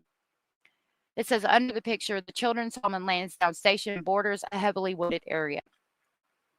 The stepfather is one of 54 people who have been formally interviewed as part of the investigation. Some have received polygraph tests, although RCMP will not confirm how many. The children's paternal grandmother, Belinda Gray, has confirmed she was interviewed by police, as well as her son, Cody Sullivan. Gray told CBC News they were not asked to participate in the polygraph test. On the first day of the search, emergency responders speaking over a non encrypted radio channel mentioned a canine unit being dispatched to a blanket. Quote, families brought us to a location there not far away that there's a piece. Okay, hold on. Families brought us to a location there not far away that there's a piece of a blanket which the mother says she believes belongs to her daughter just off the road here, unquote, an official said over the radio. Martell confirmed it was a piece of Lily's blanket. Quote, there is more evidence than what the public knows, but I cannot elaborate on any of that, unquote, said Martell. He did say it was found on Lansdowne Road near the location of a child-sized boot print that was discovered around the same time by searchers in the area of a pipeline trail just over a kilometer from the children's home. RCMP refused to answer questions about the blanket. However, the force did confirm the boot print was believed to be child-sized. So that verifies about the blanket. I'm just waiting on Daniel saying he was swinging from the trees because he seemed to do more in 20 minutes than the searchers did in days. You're right, and that's a good point. Like, yeah, I think it was actually 10 minutes. He said he had searched all the culverts, all the water, went up the water up to his waist. He searched all the culverts, all the area, all the woods, all of this, all of that in like 10 freaking minutes in the car, nonetheless. Like, why wouldn't you take the four-wheeler up into the woods to search? Are you responsible for the disappearance of the kids? Right. Another good question that doesn't seem like it was asked. That woman, like that woman that went missing for a few weeks, 3 avalanches, a broken leg, etc., etc. Yeah. Teleporting like an X-Man. Yeah, right. Could the single boot print have been placed? It's very possible. It's very possible it could have been staged. It's possible speculation. Who was Daniel referencing? The person in the comments was deflecting from themselves. I don't know. I'm wondering that myself. You're talking about the comment that was made on Facebook that we pulled up a minute ago from the interview where they said there was a party there. I'm going to try to pull it up again.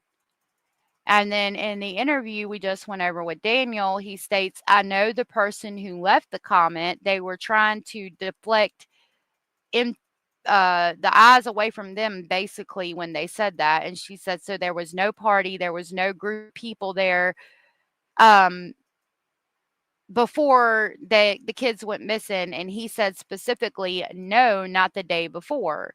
But this comment says it could have been Wednesday or Thursday. They live 500 feet from me. I didn't even know kids lived there at all. I thought it was a drug house. There's always cars there. It's so odd to me. But I can't remember clearly if it was Wednesday or Thursday. But there were so many cars there on that particular day that the driveway was full and a car was even parked on the side of the main road. It was like 2 p.m. at the latest. I remember driving past, judging them, thinking how they were probably in there sharing a crack pipe or whatever, LOL. And then boom, Friday, this all comes out. In the interview, he says he knows this person and they're trying to deflect attention away from themselves. Who is that? How do you know them? And again, why are they saying A in that sentence? Like they want to seem like they're from the area, but maybe are not. Has anyone else heard that the mom is on the run? Yeah, we talked about that just a minute ago. I don't know. I can't verify it, unfortunately. Hey, a name here. Good to see you. You think he's meaning a neighbor? Very possible.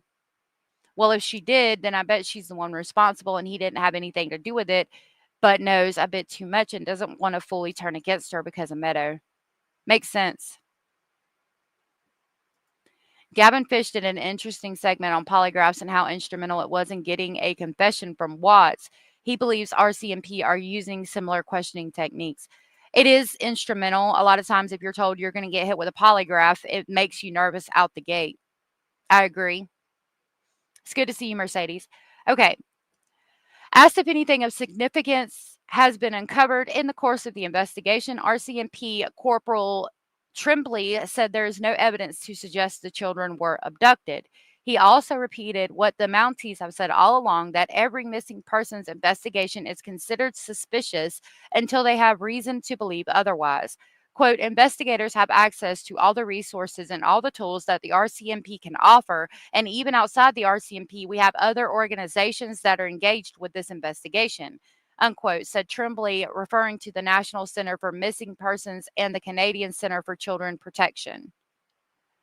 Tremblay said that they have received more than 500 tips from the public, whether it's a tip that indicates there could be something that happened elsewhere in the province, elsewhere in the country. We have to follow up on those investigative tips to rule them out. And to this date, we haven't had any confirmed sightings, unquote, he said.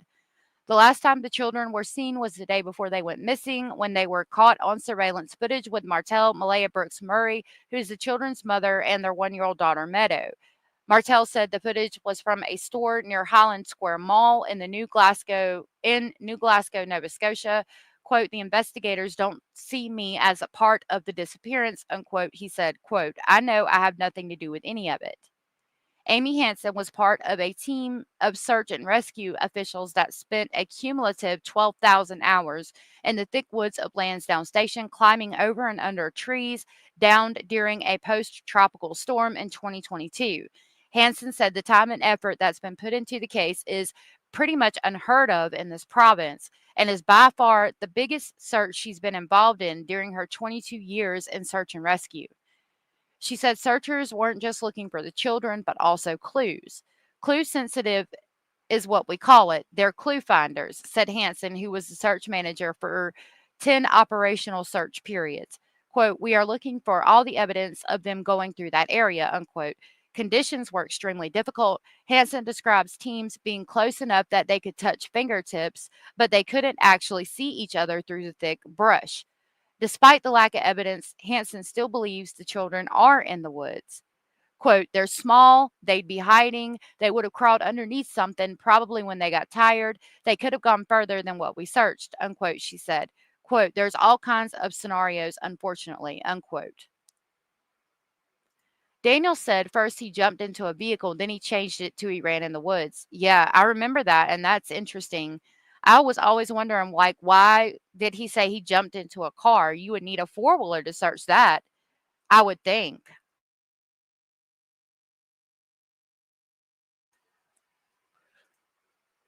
Had a relative. I heard about that. Daniel didn't leave. Malaya did, and that is important to remember too. It is suspicious. If it is true that Malaya is on the run with Meadow, it definitely makes me feel like she had more to do with this than she has let on. Martell said he'd like to see cadaver dogs, which are trained to pick up the scent of human remains, brought into the search of the woods. RCMP confirmed in a statement that cadaver dogs have not been deployed as part of the investigation. So this was from like 2 hours ago, and they haven't put cadaver dogs in the area. That's interesting. Quote, any searches involving the dog will be based on information gathered through the ongoing investigation, unquote, the statement said. Hansen said the case has taken a toll on volunteers. Quote, there were members that couldn't bring themselves to call the names, unquote. That's really sad.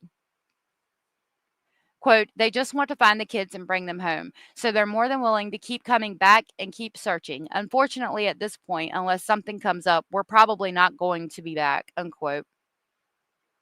Wow. Thank you, Cindy from sunny South Florida, for sharing that article with me. I'm going to pull up the interview of the biological dad's mom. I'll go ahead and go to my page and grab it because then I won't have to fair use it really, because I already did in this and this one. So I'll have to pause it and talk, and let me change my background so you can kind of tell the difference. Hold on just a minute. All right. So this is going to be the interview with the biological dad's mother that just came out yesterday.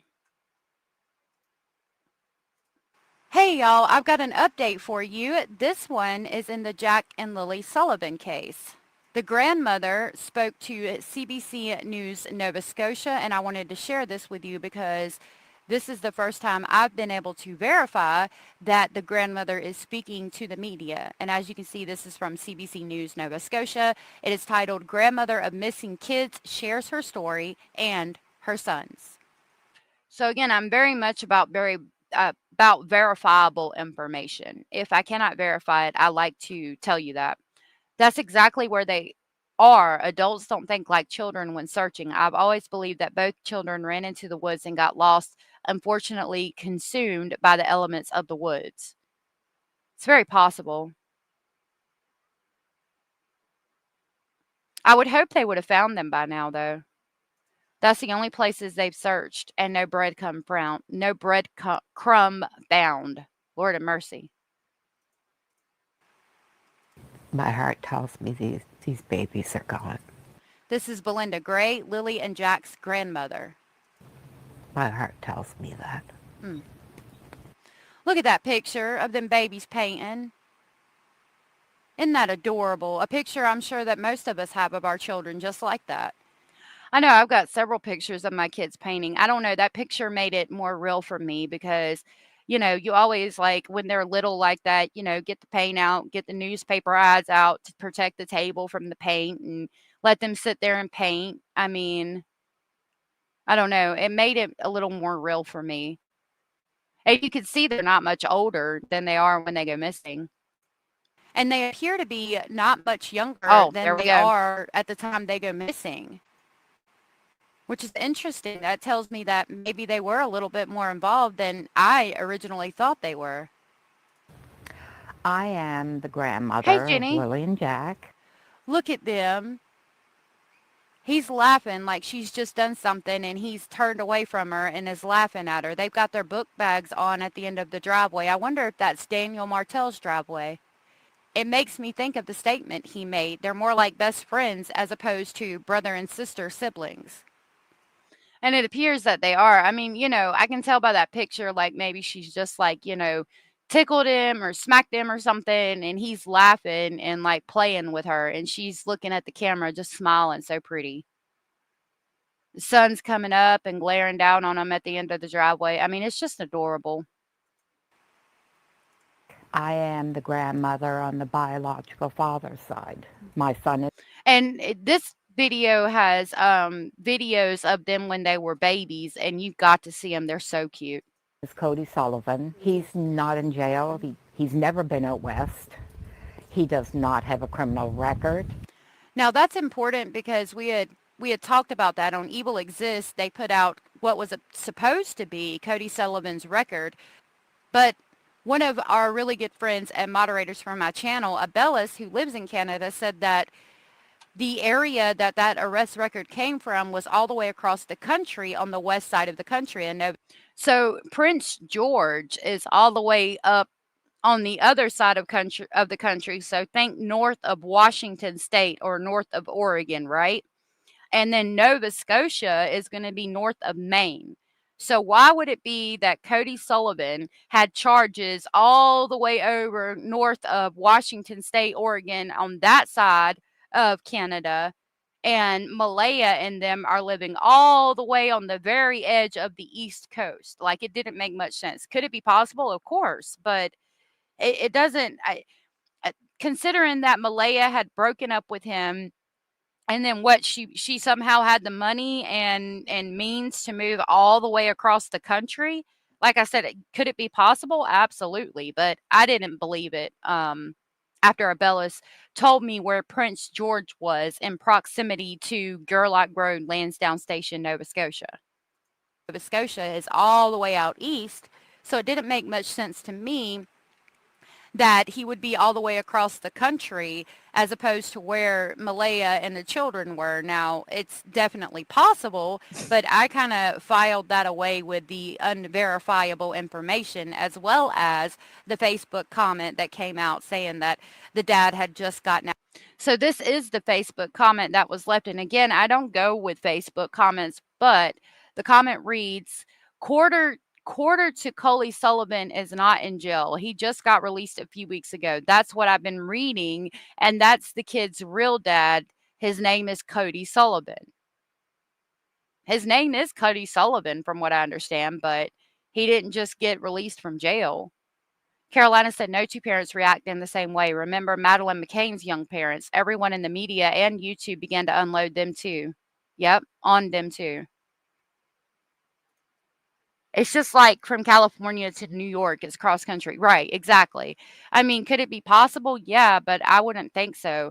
And her mother is on the reservation, which is what, 22 minutes from Daniel's house. Like, I don't see her ever being all the way over in Prince George when all of her family and everybody is on the other side of the country. Out of prison. I don't believe anything I read on Facebook. If I could give you advice, I would say for you not to do it either. Social media is a beast, and people just want to feel important and get themselves involved in these cases, so they'll make up lies. So make sure that you're getting your information from verified news sources. Hey, Bobcat, good to see you. He's, and right now he's living with me. He has been for 9 months. How did you find out that Lily and Jack were missing? The mom of my grandson called me. We were in town.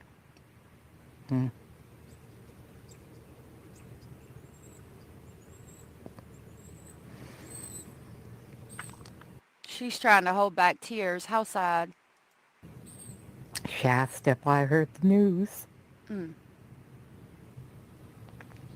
She sent me the article that was on Facebook showing the kids missing. I couldn't call Malaya yet, so I waited till we got home.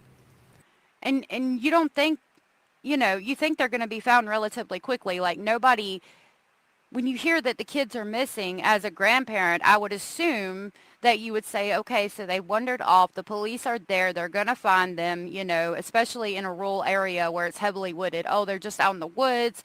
Let us pray that they are found. You never think that it's going to be more than a month later and you still have no answers. Right. You think they just maybe explored a little bit too far into the woods and they're going to be found. It's, you don't ever think that that's going to happen. And it's sad when it does. This interview broke my heart. She's so sad and so upset. And I called, well, I didn't call her, I texted her.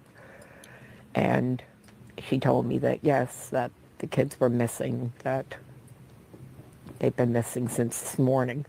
I was in a state of panic, shock. But in the back of my mind, I kept saying, well, they'll find them. I mean, right.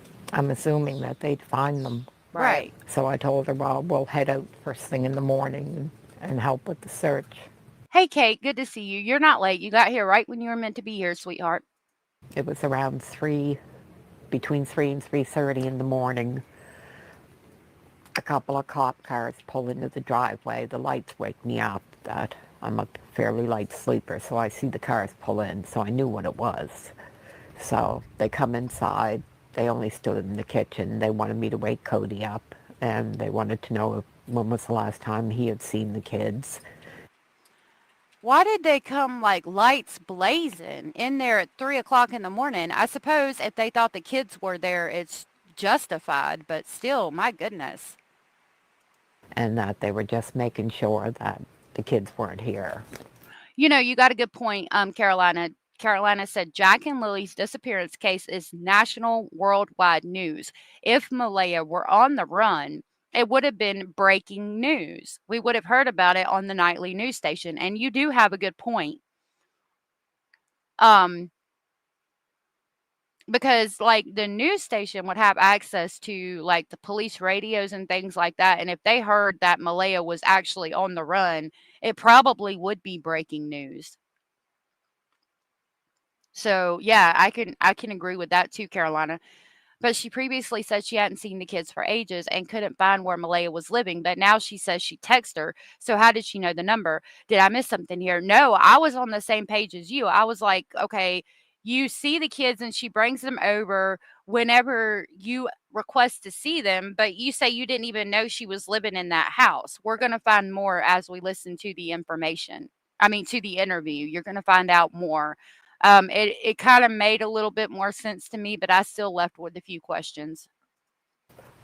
And then they left. So we showed up Saturday morning, me and my sister, and we met up with my daughter, and we started, well, I asked Malaya, I said, Malaya, I said, you know your kids. Nobody knows their kids like their mom. Where do Right. your kids normally go to play out in the yard? What direction do they usually like to explore? And she said, well, they always play up in the little woods right on the side. I said, well, okay. I said, we'll start from that point and we'll work our way out. We had spoken to a search and rescue and we weren't allowed on the other side because that's where they were searching at the time. So we just started combing through the woods up through there. We were gone for a couple of hours. I'm yelling for Lily and Jack. We always call Jack Jackie Boy. How precious. It's so sad that they're going out there and searching, and she's having to holler Jackie Boy, his little nickname, to try to help them search. I'm glad Malaya was there at that point and apparently helping them search, but I didn't hear her say her son was there. She said her daughter and her sister, I do believe. Yeah, so the biological dad didn't go to the search. JDR, good to see you. If you rewind it a little bit, you'll see where we talk about that. It was in Dolly's chat. But he kept calling it CPS, and it's not CPS in Canada. So I'm skeptical if that was truly him after that. That's true. We had went through that and looked that up. When I did look it up, though, hold on. I'll show you guys. What is CPS called in? It was like used interchangeably. In Canada, Child Protective Services, or CPS, is provided by children's aid societies, which are government agencies that investigate allegations of child abuse or neglect and intervene by providing services to families through safety plans, in-home monitoring, supervision, or removal of a child if necessary. Let's try specifically Nova Scotia. See, in Nova Scotian, it's CFSA, or Children and Family Services. The child protection laws in Nova Scotia and Canada is called the Children and Family Services Act. Child welfare services, so I mean, maybe child welfare services include child protection and support for children in care, including foster care and adoption. Um, so it would be child welfare, I would think, or C C S F S A C F S C F S, or child welfare, I would think is what it would be called in Nova Scotia. So you are right about that. But I think CPS can be used interchangeably, just like the measurement of feet or things like that. I'm not sure. And yeah, that went on for a few hours, but those woods, I started to feel that I can't see them being in the woods. There's trees everywhere. You literally have to climb over trees, climb under bushes. It is really, really thick.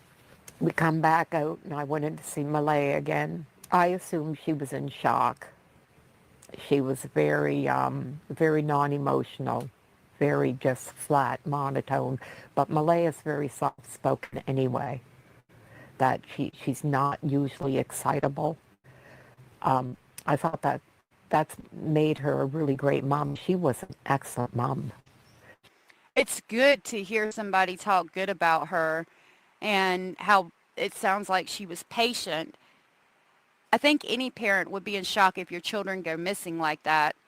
It is suspicious that she kind of disappeared and was not emotional, but to be fair, she could have been in shock. I could believe that at this time, because remember, this is the very next day. She never raised her voice at the kids. That It was always, now Lily, what did Mommy say? And I used to think, now if anybody's meant to be a mom, it was her. How precious. How sweet. A part of me still feels that. Why only a part of you still feels that? What do you mean?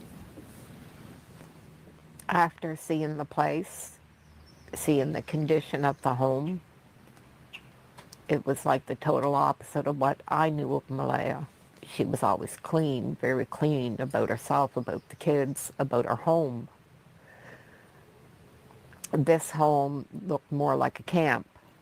Now, I don't know if it's from all the people that were there because I didn't show up till the day after.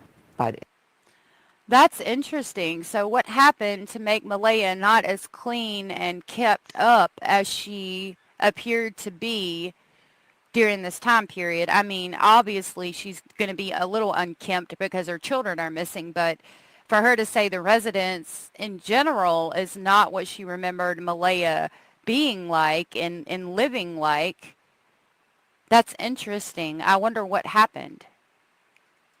And again, I'm not trying to throw shade on anybody or do anything, disrespectful, but I wonder if it was depression or substance abuse or something to that effect that made it to where she wasn't as clean and as happy as she once was. If you get depressed, maybe the care of the children falters some, your care, the house in general. Yeah, I could see that happening, but I found that really interesting. No, you're not sleeping struts. Okay. Each province has its own version with a variation of the name. In Ontario is Children's Aid Society. In Quebec is Commission for the Protection of Youth. Okay, that's interesting. Yeah, maybe depression. They probably tossed the house the first day looking for the kids. Maybe that's true too. Especially the first. Yeah, I've been having to check on the geese quite a bit. it was very unkempt.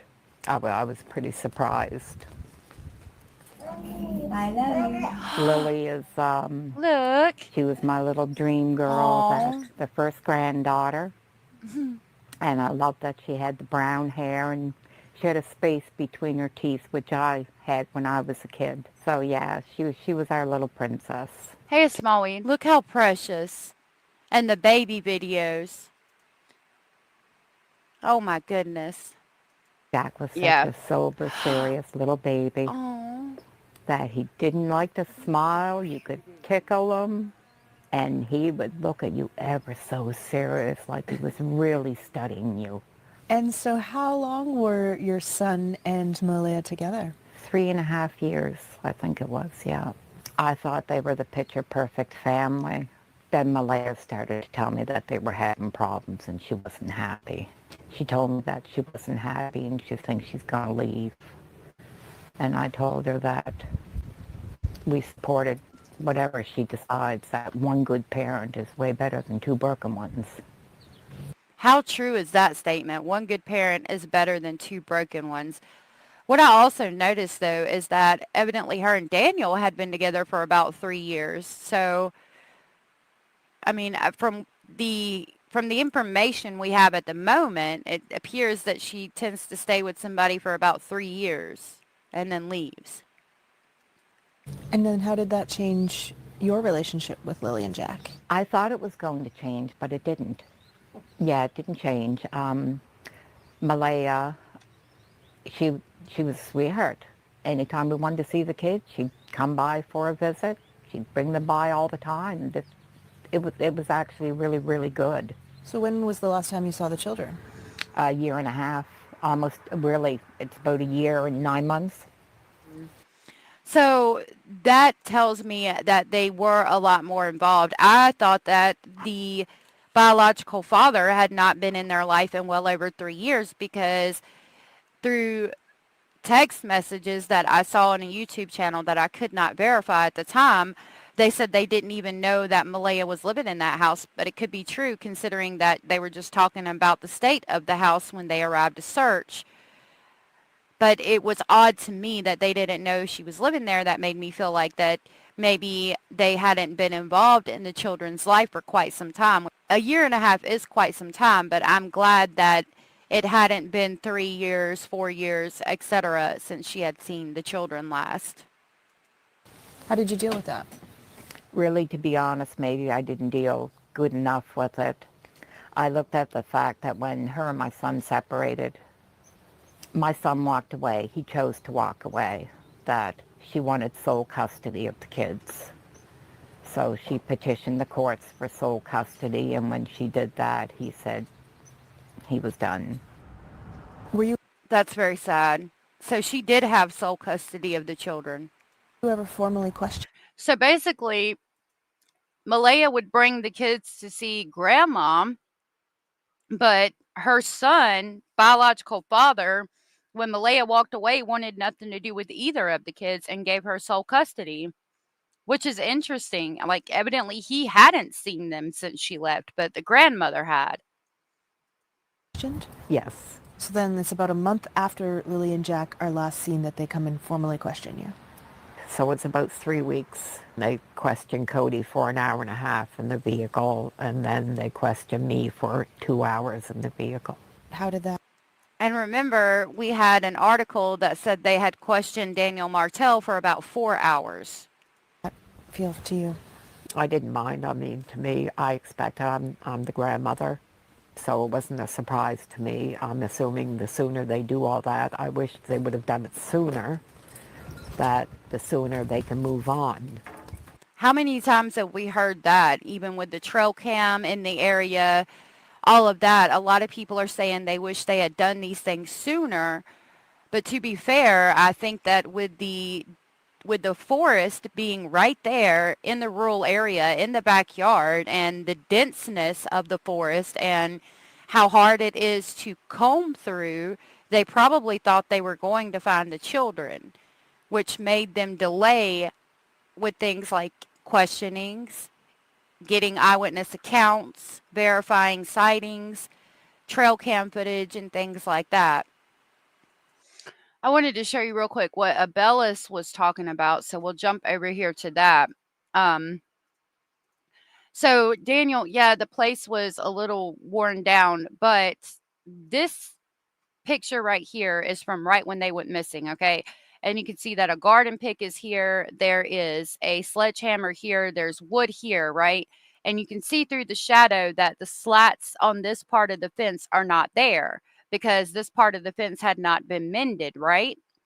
So that's when they first went missing, okay? That was one of the overhead shots of the area. And now we're going to go to, oh, here we go. Hold on.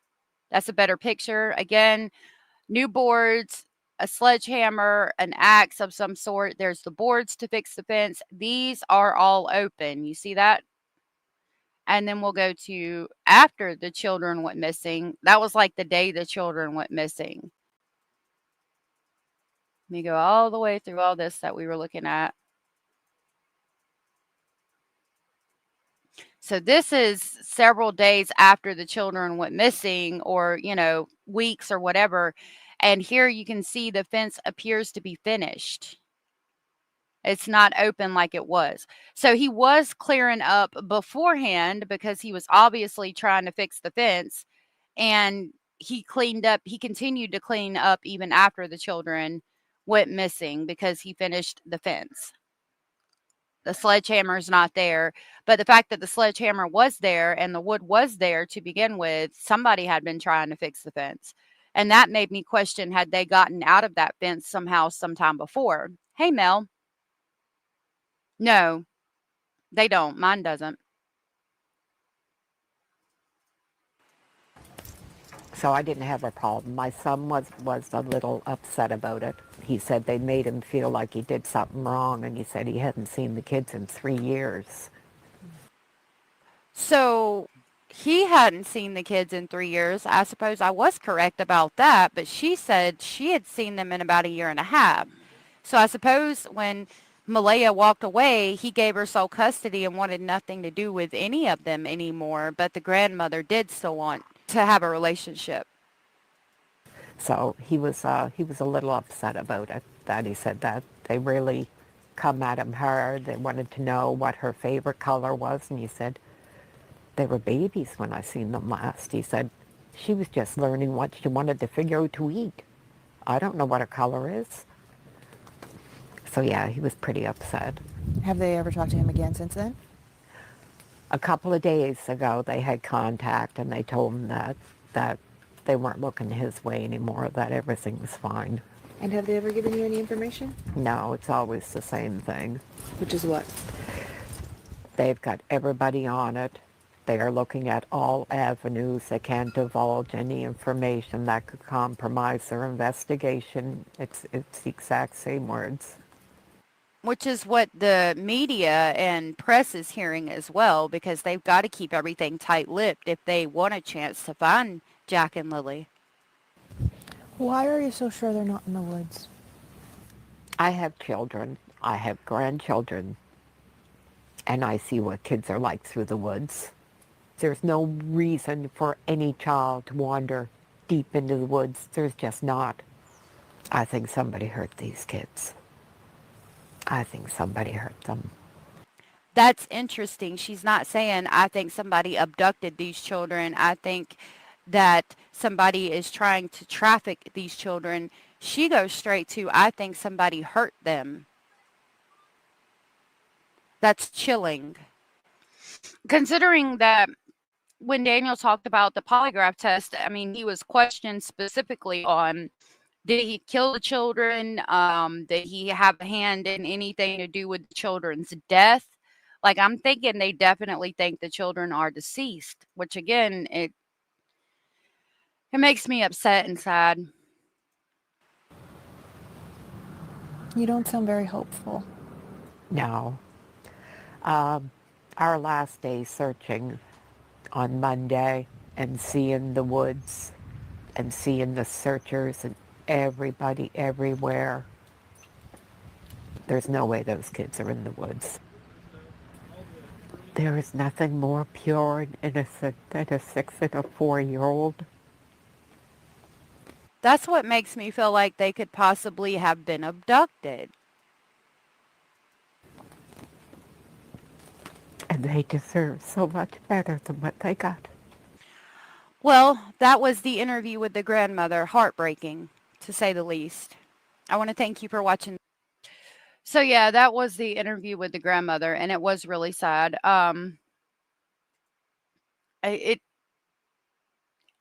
hope they find them. I think that I continue to hope that they were somehow abducted by a family member or something to that effect, and that there's that they're going to be found. So with that, we will switch over to Long Island serial killer and continue our deep dive on that. I do too, and with Daniel's confidence, I really don't think they are where he's advised people to look. You don't think so? I don't believe they left alone and something just happened to them in the woods, just my opinion. I think they were abducted, just doesn't make any sense to me, right?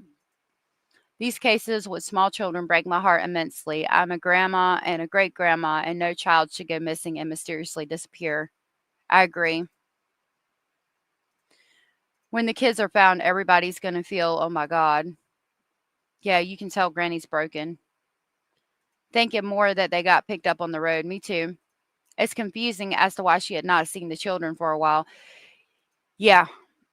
I mean, it sounds like her son just walked out of their lives and wanted nothing to do with them at all whatsoever, which is really sad. Okay, so we have this interview. This is the interview of Rex Heuermann. Attorney John Ray joins me now. He represents... When I need to persuade someone. So this is True Crime Rocket Science, and it says Rex Heuermann, Manhattan architect, comes across as utterly boring in 2022 interview. Is this a clue? So this, again, is Long Island serial killer. We've been doing a deep dive on him for several days now, and we'll watch this interview and see what we can find out. I'm going to grab their link while we watch it. When I need to persuade something. Not someone. Something. And it always yields excellent results. I got nightmares in my... Hold on a minute. Let me see if I can pull up the original. Attorney John Ray joins me now. He represents... Lordy have mercy.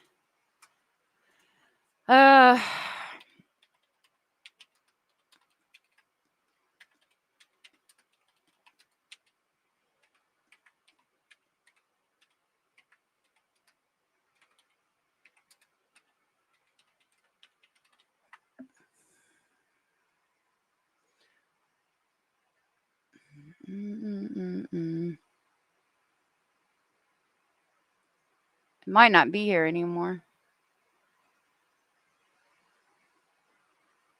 Let's see if this one tells us who did it. No.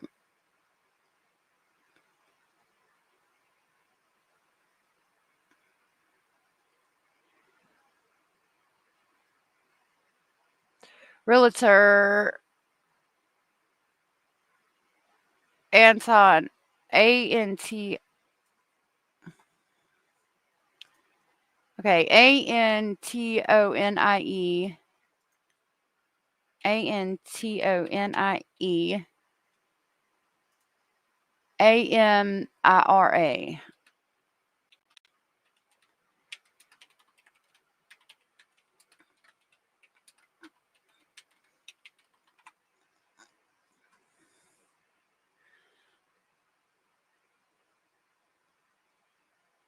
Oh, it's not going to pull it up. We can watch this. Watch this real quick. I have one tool that's pretty much used in almost every job, and it's actually a cabinet maker's hammer. Cabinet maker hammer. Okay. It is persuasive enough when I need to persuade something. Not someone. Something. And it always yields excellent results. Yeah. And at the end of the project, whatever piece of furniture or what I'm working on, it always helps it come out beautifully. That is chilling to hear, like the way he's talking about it, persuading someone with a hammer. Now, keep in mind, this room that he made was like inside the gun vault, and behind it somehow, like you had to walk through the gun vault full of guns that he had been collecting since like the 70s. He had all types of firearms, over 200, I believe. So if he's walking you through or grabbed you and taking you through this room that's full of firearms, I don't think you're going to be putting up much of a fight anyway, because, I mean, there's firearms everywhere. What I'm working on, coming out beautiful.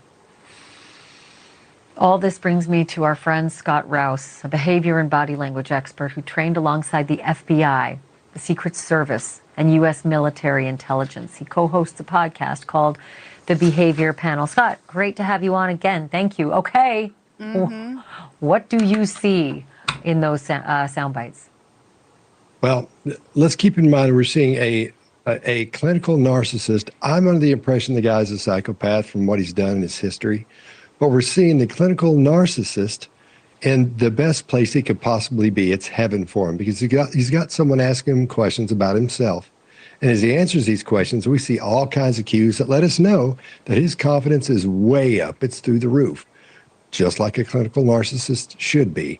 We're seeing, as he speaks, we see the head go back, which shows his arrogance, and the chin comes out as it goes back. We see a lot of that underneath his chin there, which is actually a pretty big deal. And then we see his fingers, they're adapting and moving around with excitement as he starts to talk about himself. He does this, and we see him get excited. He pulls these together. We're also seeing 2 thumbs up as he's talking. When our thumbs are up, that lets everyone know that we're feeling confident. When the thumbs go away, confidence is very low. When they're up, they're out and everybody can see them, they're really high. Same thing with steepling. You're going to see him steeple in here as well when he talks for a second, when he starts talking about himself. This is the nirvana for a narcissist. Put it on a pedestal, being asked questions, and being on camera at the same. That's really interesting. So that guy's from the behavior panel. I like that breakdown. Carr said, think about the hammer comment and then think about the fact that Asian Doe was unalive with blunt force trauma to the head. That's absolutely right. And he was also Google searching small Asian twink or something. And twink is code for, like, I think it's a male that dresses as a female or acts like a female, something to that effect. I don't know my terms like that. I think that's what it means. You guys can let me know in the comments if you know different. Same time, let me add one more thing. I know I'm going long on this one, but watch him check the camera. No, but I as want he's them to talking. keep rolling the pictures. Wait, Scott, I want to just tell our control room, keep rolling the pictures, because every time you were saying something, I was looking at his fingers. So I'm gripping now on this. So go ahead, There's keep the going. steepling. Yeah, there was a steepling, and now he's got his hands are like this. And these illustrators he's using are showing his bravado. These really big illustrators that he's using. So we're seeing a narcissist on a pedestal being asked questions, but watch him check the camera every now and then. He just sort of checks it, and he looks right down the barrel. You can't see him. It takes a second to get to see him do it, but you can see him checking it. He's totally into this situation. He absolutely loves it. Now, keep in mind, as he goes through this, he's done all these horrible things, or he's done a lot of horrible things, supposedly, allegedly. Allegedly. Done these horrible things. I have to keep saying Yeah, allegedly. Yep. So it's not what I thought. Twink is a teenaged boy that likes males. Interesting. The guys on that panel are great. Seen them a few times. That's awesome. I'd like to get with them. Done these horrible things. And as he feels confident because he's under the impression he's gotten away with all that. Right. And he's so smart, nobody can catch him. And we'll hear him as we go through these videos as well. We're hearing him talk about how much smarter he is than the city that he works for, because he tells them what their problems are and he tells them how to fix them. He does everything that a clinical narcissist will do. I mean, it's mind-blowing, all the things we're seeing in here and all the things he's saying. When he talks about his father, he's talking about how smart and brilliant his father was too. The interviewer goes back and says something about, it runs in the family or genetic or whatever. Same thing. It's just one thing after the others. It's just a pile of narcissistic comments and body language that let us know exactly what we're looking at there. Doesn't say we can tell it's he's a interesting murderer. you say this. I'll tell right, and I'll tell you something. It's important to say that. But I'll tell you that Antoine Amira, who did this interview, that's him right there, the real estate. And again, he's laughing because this is just an architect. He's not interviewing a serial killer. He's interviewing an architect. So, of course, he should laugh. Right. He said it was the worst interview he'd ever done because of the ego, the just unabashed ego of this man. And how many times have we heard that when people talk about Rex Heuermann, his ego, his narcissistic personality type? He was an asshole. He always was boastful and thought he was the most important person in the room. We heard from the girl in the interview that had a job for another architect, and he hired her and was like, I can't wait until your boss finds out you're working for me. Like, it was just the being one up over somebody else aspect of this. Checking the camera, just like Nicole Kissinger of Watts Island, while in the interview room with law enforcement. You found the interview? Okay. Yeah, he is lucky he didn't piss Rex off. Thank you, Cara.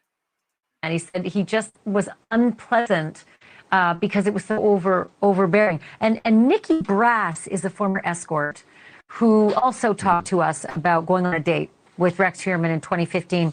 She says he discussed serial killers, and then he really changed his tune when he started talking about the Gilgo Beach murders. Let me play that soundbite. Take a look. Okay. He leaned in, he got excited. It seemed like something he very much wanted to talk about. But not even just talk about. You know the look in someone's eyes when they're remembering something, when they're thinking about it, when they're trying to think about details. It was like that. It wasn't like somebody who read a book and was just spewing facts. It was somebody who was trying to act like they didn't live it. Wow. Got 40 seconds left, but Nikki Rausch saw the body language. What did you see? Or what did you make of what she saw? All right, exactly what every woman sees. Women take in information a lot in a lot more detail than men do, and they can siphon through it much quicker and see what's happening. What she's talking about is the inner dialogue she sees going on in his head. The reason he's excited is because they're talking about his favorite subject, something he got away with, these murders that he did. The only thing psychopaths, if he is a psychopath, I don't know for sure, but I'm under the impression he is, when they murder someone, that's only some of the real excitement they get because of the adrenaline rush. And he's talking to her about the most exciting thing he's got going in his life, as he's talking to someone who has the same job that she does. And that's exciting for him as well, because he's probably thinking, am I going to off her as well? So she's very lucky, very lucky. Thank you for watching. Go to newsnationnow.com to find News Nation on your television provider. And don't forget to click the red subscribe button below to get more of News. Yeah, I think she's very lucky that she made it out alive, because that, I think she was a target of his. Abso-freaking-lutely, I do. Cara got us the original interview, so let's go through it and break down body language that we see. This is the Internet Archive. Bonjour, I'm Antoine. Today on interview Rox Hoyerman, owner of RH Consultant, a Department of Building facilitator. Let's go meet him. I'm going to mute this music so I don't get in trouble. A Bonjour reality production, Rex Heuermann, New York. Oh, wow, look at that. I like his little intro. That's cool. How you doing? Good to see you. Likewise. I hope you don't mind. I brought my assistant with me, Norman. Hello, Norman. I see it's raining out. Yes. I bet he didn't like the fact that that animal was in there. I bet you that really pissed him off from the beginning. You saw how he looked down at him and then quickly looked away. That was interesting. Look. Norman. Hello, Norman. I see it's raining out. Yes. He briefly looks at him, kind of smiles to try to look comfortable in the situation, and then changes the subject immediately. That dog didn't react to him at all. It looked like the dog was a little scared. Hold on. My assistant with me, Norman. Hello, Norman. I see it's raining. He looked at him but didn't react. You remember this interview? And look at him, how all his women employees are scarce. Yep. He literally looks down at people. Yeah. He does. He's so tall. And remember, all the women were like 5 foot or shorter, like very short. Maybe 5'2" was like the highest, the tallest one. Out. Yes, it's raining. Yeah.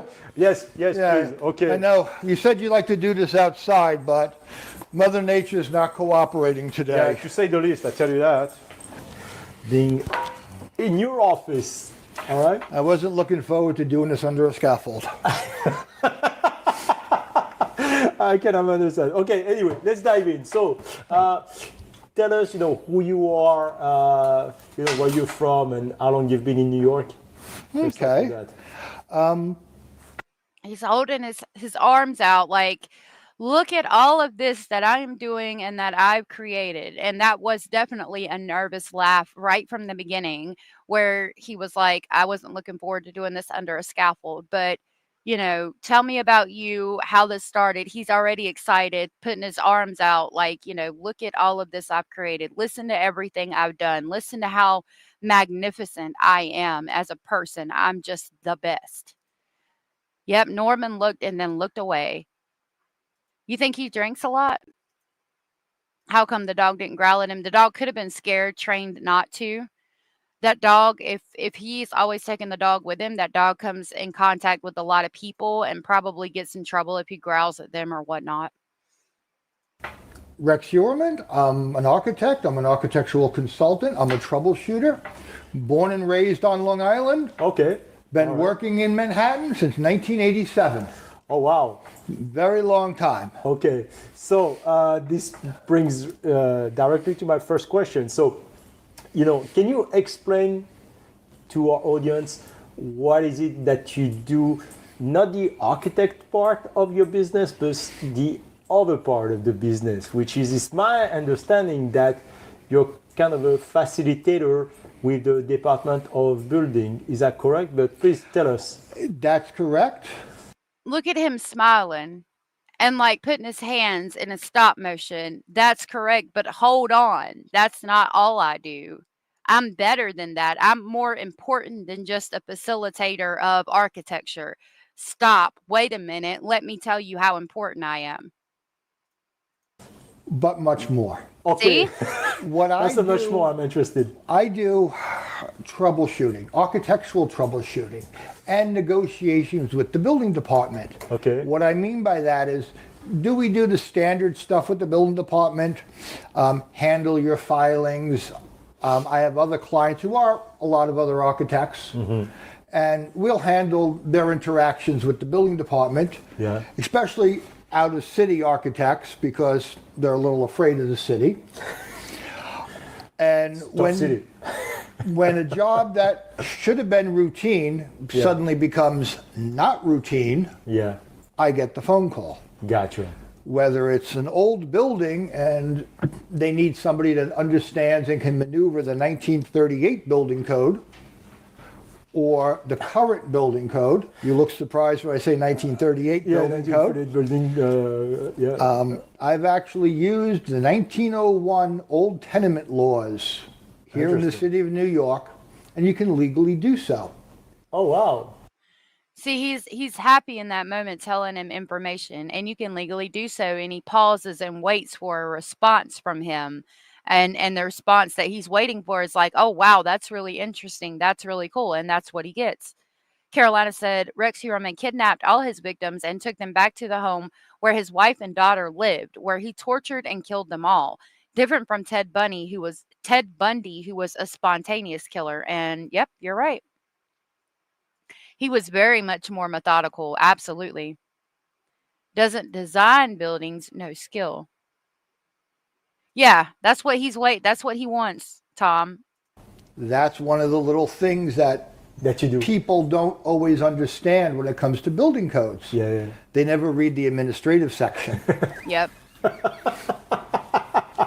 So what decided you to launch that particular, I would say, a niche of a business? Was it because out of frustration on your side as an architect? You say, I can't believe, I didn't think about that. Let me dive into it and let me try to maybe make it a business out of it? Or was just, you just decided to do it? Actually, it was Harvey's fault. Of who? In 1987, when I came to work in the city, the first architect I worked for was Harvey Rothenberg. Okay. Great man. That year, a new law came out. Local Law 58 of 87. Okay. That's all the handicap access. Okay. They said, you're the new guy, you read it. So, I read it. You read it. There was a situation dealing with the city.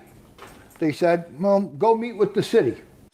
He's using his hands a lot. He pauses a lot, again, to let people take in just how magnificent he is and wait for them to respond to his magnificent. Yep. Oh, you're good, Whoopi. This whole interview, it is cringe. It is. Lord, heck no, Tom. Heck no. I'd be feeding him extra green bologna sandwiches. Where is the magnificent? I don't know. Cringe ass fuck. I don't know, sweetheart. I did. I was effective at it. He said, go do it again. Oh, that's funny. And that's how the whole very nervous laughter thing started. Okay. And he did a lot of work with not-for-profit agencies for developmentally disabled. So that's where I started doing a lot of my building code consultant with him, as well as the design and drawings for these facilities. And the one thing I learned very quickly was the building department could not understand them. Couldn't understand what their own codes. Their own codes, their own laws, because you have what we would call a group home for developmentally disabled. Okay. It doesn't exactly fit the code book, and the plan examiners who work for the building department didn't fully understand it. So part of my job became educate the city. So you educate the city about their own code. Correct. That has been, our laws. That's been something we've been doing ever since, and we still do today. So you started with a firm, and then when you decided to launch your own, you decided, let me continue the route of the consulting. Is that correct? That's basically correct. Yeah. Look at him smiling. I mean, he's just reveling in his narcissism. Bogart, thank you for dropping that emoji. I've got the perfect clip for this. When we think about Rex Heuermann. Brother, what's that? What's that, brother? Ew, brother, ugh. Welcome back, I think. Only Rex is capable of understanding the building codes. Right. Nobody else in the whole damn state of New York is capable of understanding it. And don't get me wrong, when you're talking about New York City and the building codes, yeah, it's amazing that you can remember that, because I could only imagine how many building codes there are for the state of New York. Like I could only imagine how difficult it is, especially in downtown Manhattan. But that doesn't mean that you're like the best person to ever walk this earth. But keep in mind, if we're going to say that he is the one who committed the homicides, which I believe he is, he's also reveling in the fact that he's been able to evade police for how long? I mean, started in at least the 90s. I think it started earlier than that. And this is, I don't know, relatively recent and within the last 10 years. So I mean, his ego is large because of what he's been doing and how much he's got away with. Yeah, he had to educate the city. I've got to educate the city. I am literally the smartest person in the state of New York. Exactly. Boils down to he knew who to bribe. Early on, Rex Heuermann frequented YouTube creators' channels, and I heard joined the chats and taunted chatters responding to things like, the Long Island serial killer would never be caught. His egotism got the best of him. Caught. Wow. I've never heard that before, Carolina. That's really interesting if it's true. I promise you that he was not educating the city about building codes. No doubt. No doubt. I used to work for a builder in New York. Aside from the building codes for just New York, there are specific building codes for Long Island, Queens, Brooklyn, Bronx, and Manhattan. I didn't know that. I believe it, though. Rex is going to look up codes to see if a 6x10 cell is legal in New York. I wouldn't doubt it. I wouldn't doubt it. Allegedly, P.S. It's Krama in my name, not Krama. Oh, Karma. Sorry. Okay. I'm not Krama, but I'm all for karma. Okay, I apologize about that. Yeah. Sorry. Yeah. Karma is a bitch. But the way it all happened was a recession in the early 90s. Yeah. Yeah. And we're all trying to figure out who to work for. Yeah. And that's when I met my very, very first paying client, Robert Meyer. Robert Meyer, okay. I'm in the Queens building department. It's before lunch. I want to get to lunch. Back in those days, you had to physically stand in line with your paperwork, because this predated the computer system. Yes.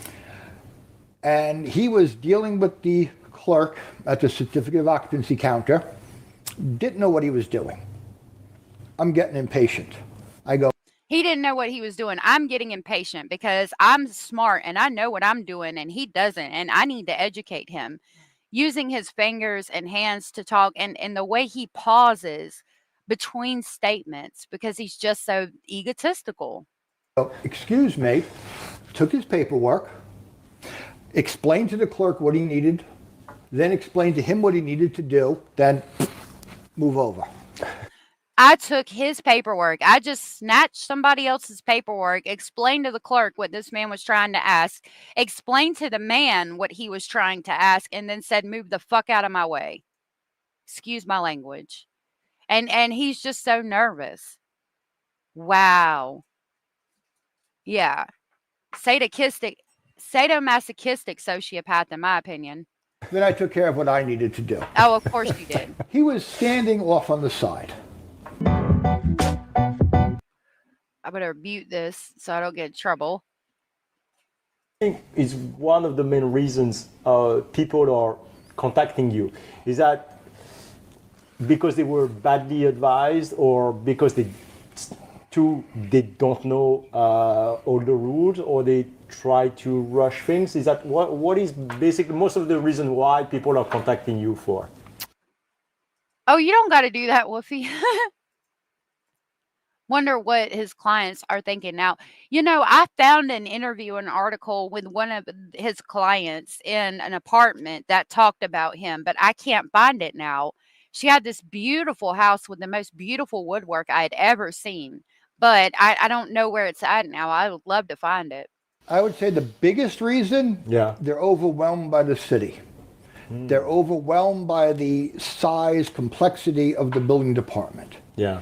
And whether it's a restaurant, a place of assembly, a 40,000 square foot retail that we did last year, or somebody's co-op, or it's their mother's co-op and she passed away and there's an old application that's 20 years old that nobody addressed that they have to solve to sell it. People get very overwhelmed, not just by the agency and how to deal with the agency, but the complexity of, we got plumbing work, structural work, construction work, there was mechanical work done. There's a list of requirements. So even when he's given a list of scenarios, he can't just use a scenario in general. No, it's got to be an actual situation that he was involved in. So again, he can tout about himself. Oh, we did this. I'm giving you an explanation or an instance where we're talking about plumbing work or mechanical work and the specifics that go into it when you're talking about architecture and the building codes in the city of Manhattan. But we're not just going to use a general a scenario. I'm going to use a scenario that I actually did, something that I actually completed, so I can again tout about myself and again feed my ego. Hey, Supero, Rex Heuermann, he's a huge parasitic pest. I agree. 20 something things long in the computer. What do we do? Okay. So tell me, is this part of the, because you're an architect, is this part of the business has outgrown your architect business, or it's started taking over, or what? Sometimes it's the majority. Really? Yeah. That's sometimes it's 50-50 with architecture, depending on what I'm doing. Yeah. On the architectural side, having all of these capabilities in-house gives me an advantage over other people, because I have my own staff. Yeah. Most architects will go to an outside consultant. Like yours? No, not like mine, called an expediter. Ah, okay. Okay, that's what the expediter. The expediter, they understand how to file, they understand the administrative procedures. Where I exceed that is, I have my... Look at that. Even his email, it says Rex Heuermann, RH Consultants and Associates, rex@rhcon.com. So again, it's his rex@rexheuermannconsultants.com. I don't know. Maybe that's normal for like attorneys or something. I just find it, again, egotistical. His job was an architect in Manhattan, which is a good job. I mean, he's worth between $3 to $7 million. It's a well-paying job. You've got to go to school to do that, but he definitely fits the part of a narcissistic serial killer. Did I say con? I meant com. It is a con. in my opinion. Hey, Brady. Thank you for hitting the thumbs up. I appreciate that. I have the license to practice architecture, so when I go to the city, Did you see that? The way he shook his head. I have a license to practice architecture. So when I go to the city and he's going to say it's something magnificent and wonderful, he's got to excuse my language, but he's got to throw his damn cock around a little bit more. Let me swing my cock a little more. Sorry. I'm so irritated. Watch his head the way he twisted. So I have a license in architecture because I'm just the fucking shit. where I exceed that is I have the license to practice architecture, so when I go to the city, Fucking I can bobblehead. tell them how I feel and what I think they should do. And I do that. Oh, of course you do that. Of course you tell the city who you am and what you think should be done. And what happens if they disagree? I would love to know. I bet you throw a damn fit and show your entire fucking ass. No more license for you. Exactly. An expediter can't do that because they work at the pleasure of the city. I don't. understand. So The city doesn't control me. I'm my own fucking Mustang running free. after all those years, what do you think is the most important qualities a person in your position dealing with the DOB must have?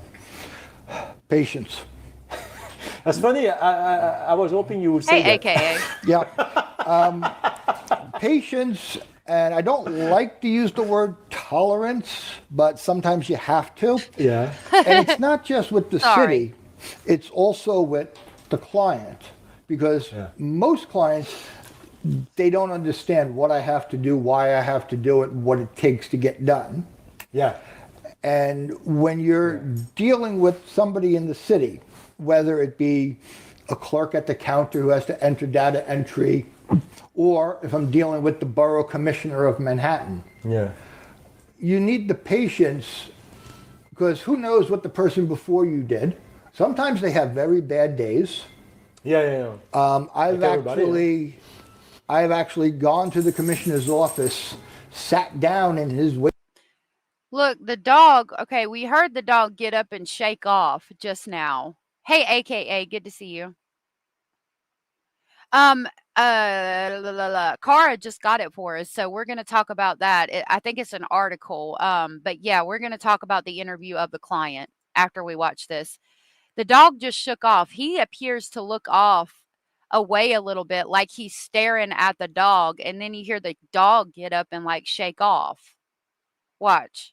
He stares off to the right, and then you'll hear the dog get up and shake off, like it's shaking a creepy stare off of it.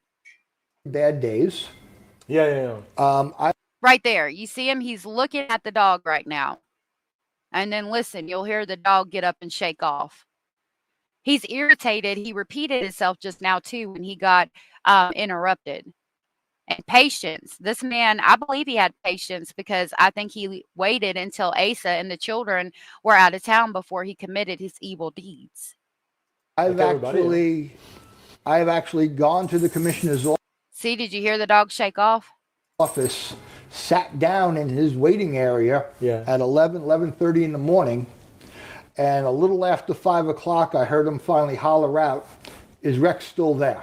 That's how long I waited. Oh God! Because that particular client, I had to see the commissioner. They were the only ones who could give us an answer. Okay, got it. Oh, so I'm so wonderful and so patient. Like, if I could just tell you how patient I am when it comes to killing helpless women, you wouldn't believe it. Look at the devious look on his face right there.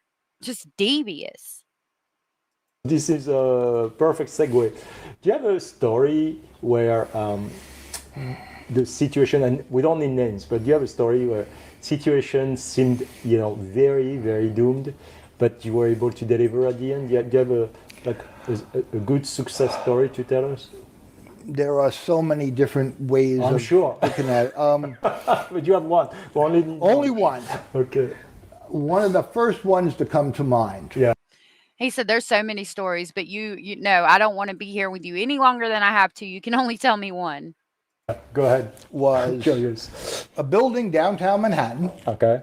They put a generator on the roof.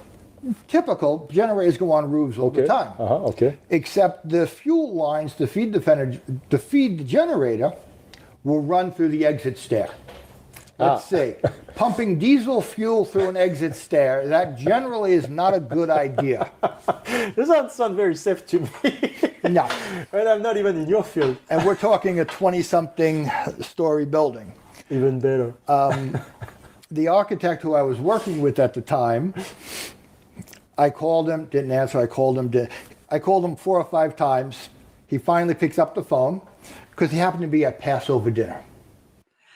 So you called this man back to back 4 or 5 times. He finally answers the phone and he's at Passover dinner. And you've just sat there and called him 5 times back to back to back to back while he's at Passover. Wow. And I told him what was going on. All I got was dead silence, then the, oh my God. Okay. Now, you would think, how do you solve this without tearing everything apart? Exactly. Yeah. Meet with the commissioner of Manhattan Building Department, and I start negotiating how to do this. Okay. And I got very creative with, first you have to address, I got flammable liquid, combustible liquid in my stair, not good. Yeah, it's not, because you use the exit stair for a fire, and if there's flammable liquid in the staircase, yeah, that's not a good idea. Diana, he is the Long Island serial killer, or Gilgo Beach serial killer.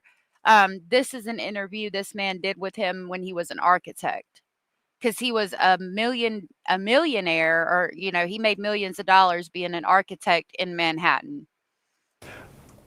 Can I separate it from the stair? Okay. That was question 1. Second question is, do you still have enough room for the legal means of egress in the stair? Because you have to maintain minimum width, minimum capacities to get everybody out. Yeah. So this became a mixing of building code, negotiation, the use of modern products to achieve all of this. And in the end, the pipe stayed. The pipe stayed? They stayed. I achieved a 4-hour separation from the stair using autoclaved aerated concrete block construction. And on the Chinese to me, but I'm sure. And on the horizontal run, I used a 3M product to achieve the fire rating. So it became a mix of art and science and the understanding of the code to make it work. Yeah. You could hear when he said it's Chinese to me, but I'm sure you understand it. And he just kept talking over him. And that's what I applied to each job. I actually just purchased a copy of the 1922 building code. Oh. Because I'm dealing with a building that was built in the late 20s, but it's not yet under the 1938 code. So I'm in that slack water between 22 and 38, and I need to prove that the condition was legal at that point in time. At that point in time. That's which is why at home I have an extensive library. I'm sure. Of obsolete books. And people want to know, why do I have a plumbing code from the 1970s? Yeah. When I do work for either attorneys or have to look up something historical, I need the reference for that point in time. Exactly, yeah. Oh, Lord. What has this job taught you about yourself? I think it's taught me more about how to understand people, because dealing with the technical aspects is something a person can learn. You go to school and do an architectural program. You work for the experience of doing architecture. You get your license to practice. Yeah. As your time goes on, you learn about the buildings and about the codes and the different buildings of time frames. I'm dealing with a building from the 1880s right now. You know how they react. But it's the people, how they're all so different, and how you deal with the people, I think, is one of the more interesting aspects that have come out of this. Yes. Okay. All right, my last question. If you were a tool, Look at him smiling, the way he's holding, like Mr. Burns in The Simpsons. I mean, he just thinks he's the hot shit. He's a big dick with a little dick. Exactly. Oh, it's okay. I've got both of them. I appreciate it. I got what you sent, Whoopi. Thank you. Rex Heuermann, he's a member of the Long Island Serial Killer Club, wealthy and privileged elites with a predication for taking of life, worship of the goddess Unalivia. Yep. or an object to help you in your to help you to bring your business to greater heights, what would it be? That's an interesting question. I know. Because for what I do, we have to have so many tools in the toolbox. Just one. Just one. Just one. Or an object. It doesn't have to be a tool. It can be an object. You know what? I know. All right. One of the things I learned from my father was furniture building. Okay. He was an aerospace engineer and built satellites. And runs in the family, building things. And built furniture at home. And I still build it in the same exact workshop.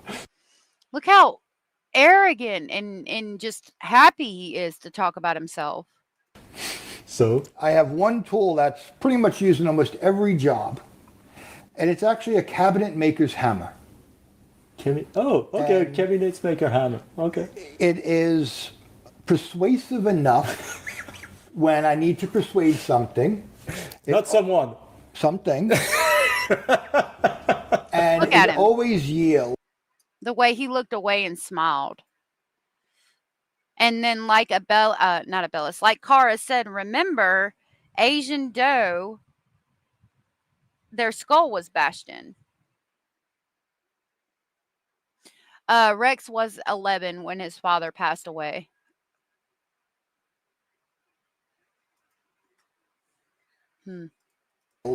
Excellent results. Yeah. And at the end of the project, whatever piece of furniture or what I'm working on, it always helps it come out beautifully. Okay, great. So you would be kind of that kind of hammer for your business? That's what you're saying?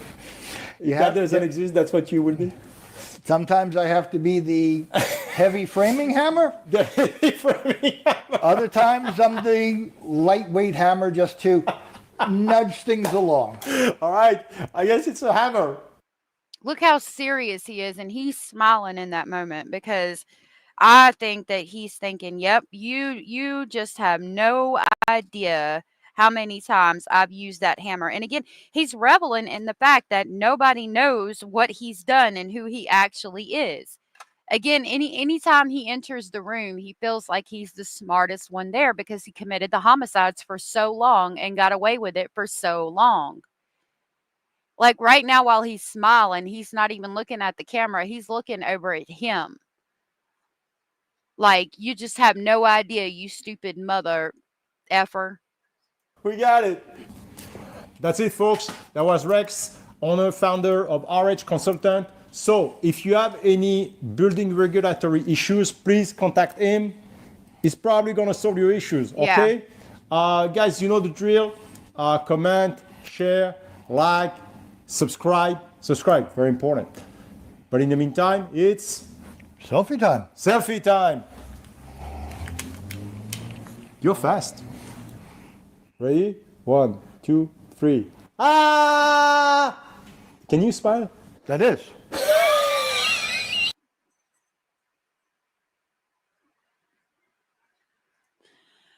Well, that was that interview. He got caught, I think July 15th will be 2 years ago. Okay, first we're gonna go with the ex-client of his, and then we're gonna talk about the ex-coworker. And I remembered reading this a while back. So this reads, client of Rex Heuermann details bone-chilling encounter driving him home. I think this was it. Let me see if it'll play it this way. Hold on. It might have the video here.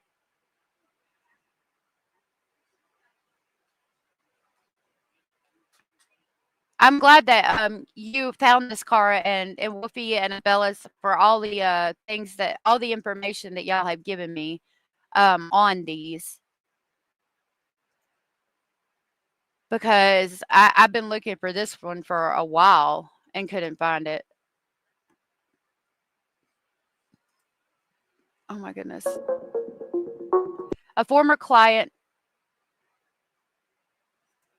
of architect Rex Heuermann shared her bone-chilling encounter with him in the early 2000s.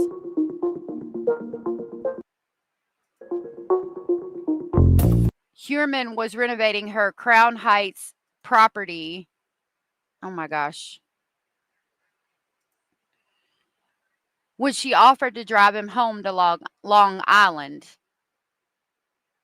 Alone in the car on a dark and desolate route, they discussed the Gilgo Beach homicides.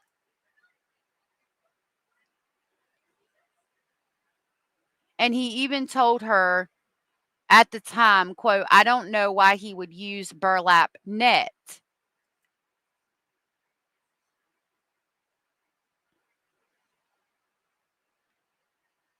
Heuermann went on to become, quote, very difficult to work with and belligerent towards other contractors. I remember hearing that.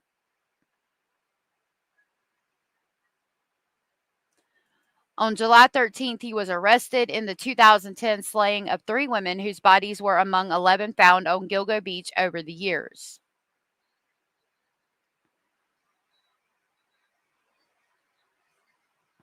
Okay.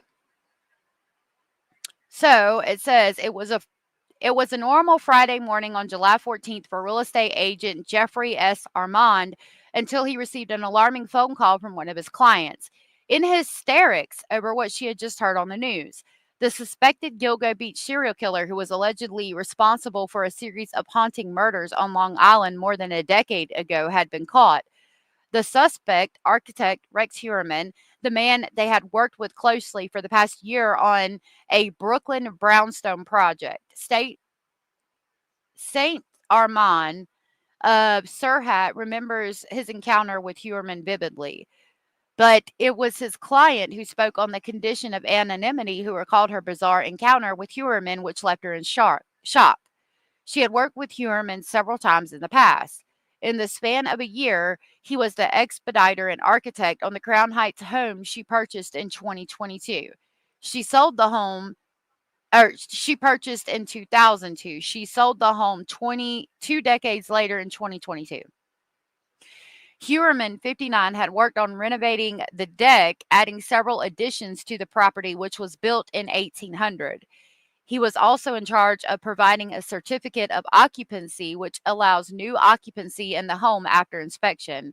Quote, I met with him and her at her place, St. Armand told the Post.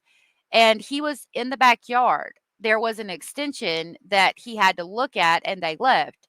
She drove him home one time, because she actually relocated to Long Island, St. Armand recalled, adding that the route was pretty, quote, dark and desolate. So I guess this is the deck, the garden where St. Armand and his client and Rex Heuermann stood in an encounter that made her feel, quote, quite odd. Yep, that's it. Dang, I wish I could make it bigger. Look at that woodwork. Do y'all see that? He probably was belligerent to everyone. Okay, Cara, have a good day, sweetheart. Isn't that pretty? This is it. I remember seeing all that woodwork and was just like, wow. Look at that. 1800 style house with all that woodwork. You have to forgive me. I'm obsessed with old houses. Isn't that beautiful? Wow.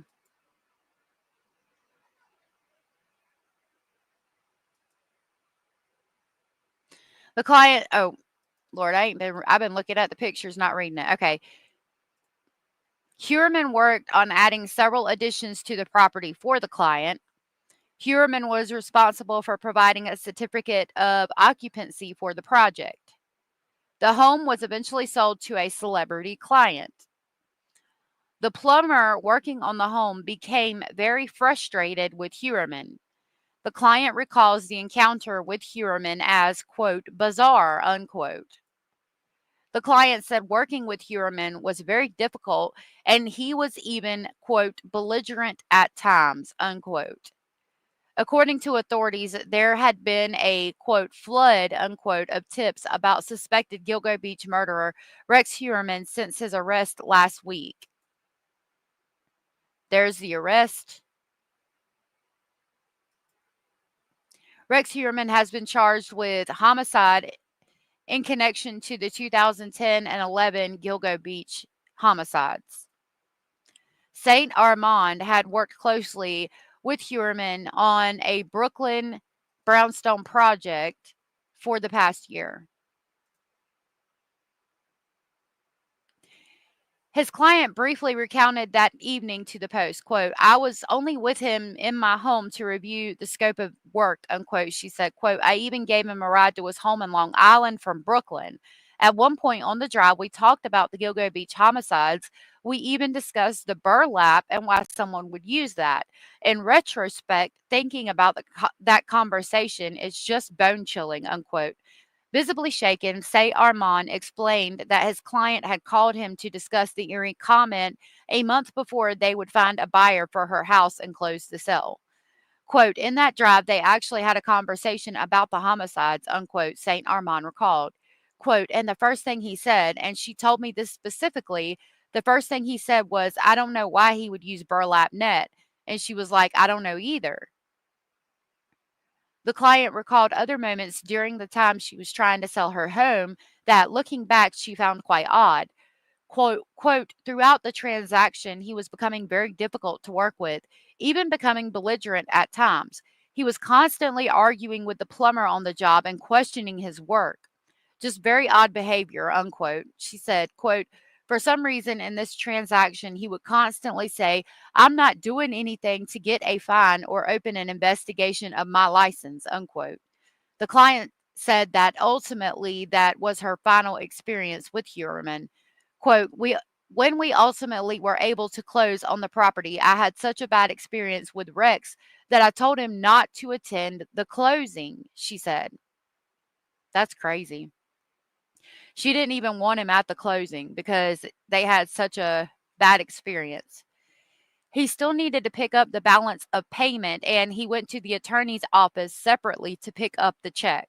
Apparently, he had some disagreement with one of the women associates at the firm. This associate was so uncomfortable with her exchange with Rex that she refused to be in the office when he picked up the check. Ultimately, the partner at the firm gave the check to Rex when he arrived with his daughter. Say Armand said the home eventually closed to a celebrity buyer. And then it tells us about the homicides. But due to a secret trust, he's unable to identify the individual. She's someone that really supported this guy, Say Armand said of his client. She always spoke highly of him and his work. Say Armand told the Post he mostly served as a mediator because the plumber on the job was getting frustrated with Heuermann. Quote, in real estate, we always say we have so many hats, so many roles. One of them is being a therapist, unquote, Say Armand said. Quote, we're therapists throughout the transaction when people are getting nervous and uncertain, and we're a therapist post. And Friday was a classic example of that because she was completely just, melting about this whole process. She is very angry. She really supported him. She needed the weekend just to decompress, he added.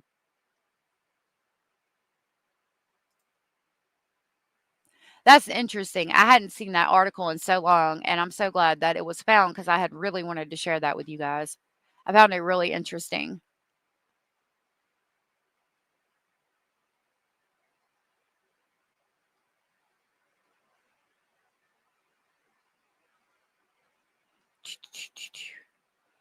Couldn't agree with that woman more. We do. We're like therapists almost all the way through the deal. Really? I can't imagine his face being the last thing I would see either. That's really scary. Yeah, I need to win the lottery too so I can buy me a house like that. All right, this is a coworker of Rex Heuermann once unnerved her by tracking her down on a cruise. Quote, I told you I could find you anywhere. And another one. We would deal. Oh, that's a 48 hours. Not far from a quiet stretch of Gilgo Beach on Long Island, New York, investigators uncovered the hidden remains of 4 young women. The mystery of who they were and how they got here might have stayed a secret if not for a woman named Shannon Gilbert. So that goes through finding them. Hold on. Dominic was chief of detectives. It's really hard because I miss her so much.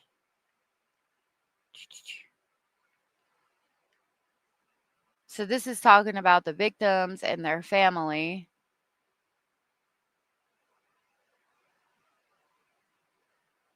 Hold on.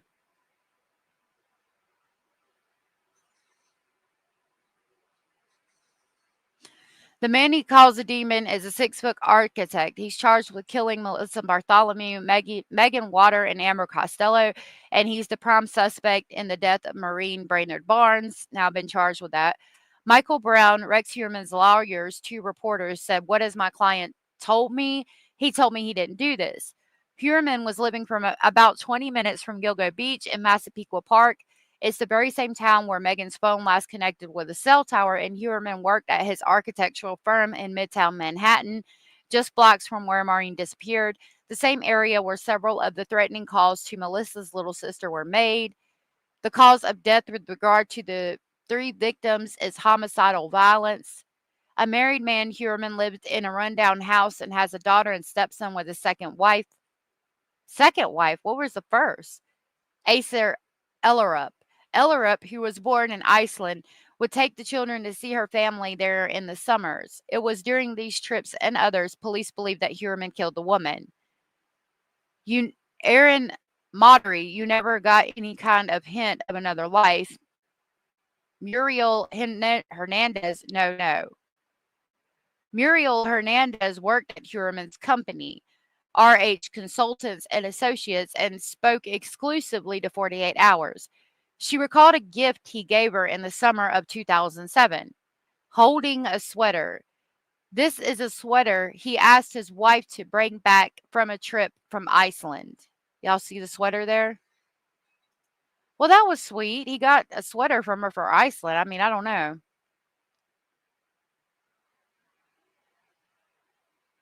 I can't play. Okay. Hernandez, who says she was touched at the time by Heuermann's thoughtful gesture, now wonders if his wife's absence that summer gave him the opportunity to kill Maureen Brainerd Barnes, who disappeared on July 9th of 2007. Aaron Mortery, how do you feel about this sweater now? Muriel says, no, I'm definitely not going to wear this sweater now. Still, she says she saw nothing alarming about Rex Heuermann. She saw daily. A little bit of a nerd in a way. He liked to talk about himself, what he knew. Not a narcissist, but a little bit of a, I know everything kind of guy. Pompous. She remembers him running to and from job sites, eating fast food on the run. Muriel said pizza, that was his number one thing.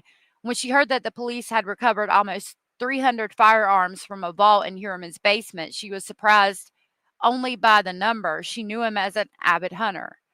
Muriel said going out shooting, hunting, that was his passion. Aaron said, what was it about hunting that he liked? Muriel said, I don't know. I guess it was like he liked the idea of having a prize. Aaron said stalking prey. She said stalking prey and winning. He liked to win. And while she says it never occurred to her that Heuermann could be dangerous, she does remember a time when his tracking skills unnerved her. It was her 40th birthday and she had booked a cruise vacation. Mariel said, quote, "Where are you going?" I said, I'm going to the middle of the ocean. You're not going to find me in the middle of the ocean. He said, "Oh, yes, I can." Hernandez didn't think much of the comment until the second day of her trip. There was a white envelope under my door. It was a note from him that said, "I told you I could find you anywhere." Oh my God. Not only did he find her while she was on the cruise, but he had a freaking note delivered to her under her door while she's on a cruise ship. There's a note that is delivered under her door that said, "I told you I could find you anywhere." Oh my God. That is scary AF.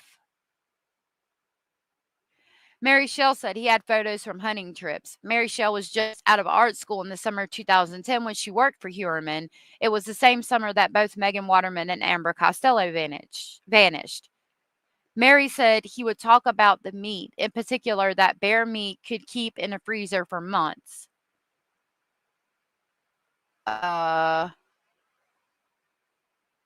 Okay. What are we doing? I hate when it does that.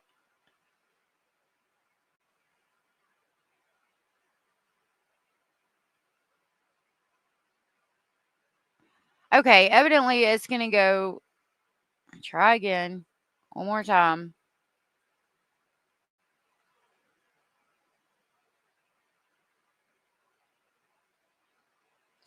Okay, it's going to keep flipping on me. So we got the idea. I can't believe that he did that. He scared that girl in the middle of a damn cruise by having a damn note delivered under her door saying, "See, I told you I could find you." Wow. That is so scary. Like, I would have probably quit the next day or something. When I got back to work, I probably would have been on my way out that damn door. That's scary. Okay. Mm. Okay, we can do this one next. This is a clone of me. BTK serial killer claims he predicted Gilgo. My what you call fantasy. No, that was part of my, I guess my what you call fantasy. These people were selected. Dennis Rader, known to most as the BTK serial killer, appears to be taking credit for predicting who was behind the Gilgo Beach murders. Someone who knows him well is here to discuss BTK's claim. I'm Anjanette Levy for Law and Crime. Dennis Rader pleaded guilty in 2005 to the murders of 10 people. He dubbed himself BTK because he liked to bind, torture, and kill his victims. Rader has been in jail since his arrest. Dr. Catherine Ramsland, an expert in serial killers from DeSales University, wrote a book about BTK after interviewing and studying him for years. It's entitled Confession of a Serial Killer, The Untold Story of Dennis Rader. Dr. Ramsland told me that Dennis Rader called her on Sunday and practically took credit for predicting the profile of the suspect in the Gilgo Beach murders. And of course he would. He was another narcissist. I'm an ex getting in trouble too. Wolfie, you better stop it. Lori, I cannot believe you. What did you have? There are a million kinds of cheese. I love cheese. He also wrote a letter to a reporter at Fox Digital. That reporter quoted Rader as writing, "I was arrested, age 59, married, 2 kids, husband, dad, longtime a serial killer, stalker, used electronic devices, lives in a neighborhood undetected." Rex Huerman, of course, is 59 years old and married. So what he's saying basically is that is Rex Huerman. I was arrested at age 59. Okay, just like Rex Huerman. Married, just like Rex. 2 kids, just like Rex. Husband, just like Rex. Dad, long time a serial killer, like Rex. Stalker. We just read about how much of a stalker he was, having a damn envelope delivered under her damn door on a damn cruise ship in the middle of the ocean saying, "See, I can find you." Used electronic devices. He definitely did. He had the burner phones. lives in a neighborhood undetected. And he damn sure did. Although his house was crappy and people thought he was weird and the house was creepy. Husband, dad, longtime a serial killer, stalker, used Hey, electronic devices, lives in a neighborhood undetected. Rex Heuermann, of course, is 59 years old and married with children. He worked as an architect and lived in the suburbs.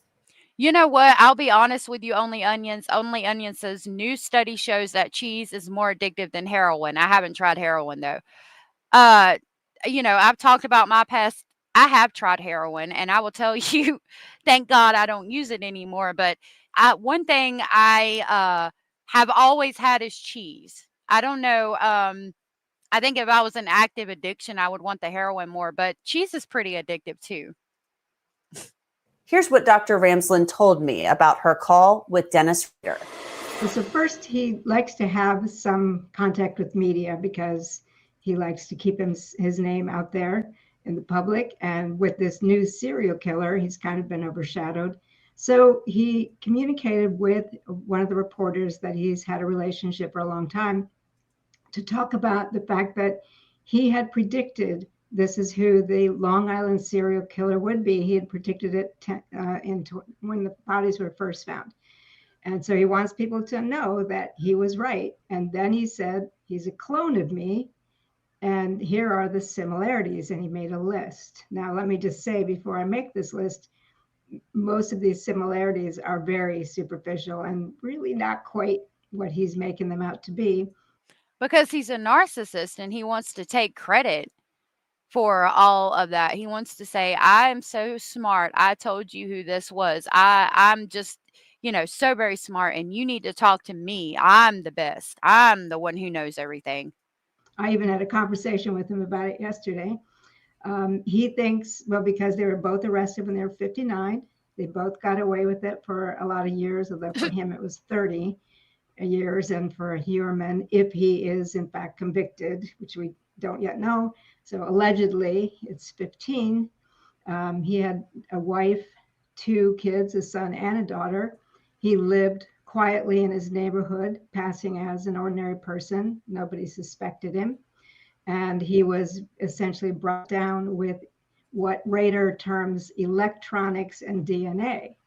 Well, that's a little stretch because Rader actually handed the police the computer disk that got him arrested, and Heuermann hung on to some burner phones, and it took police a long time to finally make that arrest. In addition, Yeah, BTK handed a damn disc to police that had his crimes on it. Like, he wanted to get caught. I don't think Rex wanted to get caught. Rader confessed when they told him they had DNA that pretty much nailed him. He said, well, then you only know about 7. I'll tell you about 3 more. Yeah, because he's reliving his crimes. He wanted to be caught. Sometimes they do. Sometimes they want to get caught. Rex does not fit that profile. So he wanted to be a serial killer. He wanted to be known as a serial killer. I love That is it. not what we're seeing with Heuermann. Also, Rader went into the homes of ordinary people to kill them. He stalked them. He had projects. He had over 50 projects. He looked in people's windows. He watched for people. He looked for what he considered his perfect victim. And Heuermann made dates on Craigslist if, in fact, he turns out to be the guy. That's a very different kind of association with victims.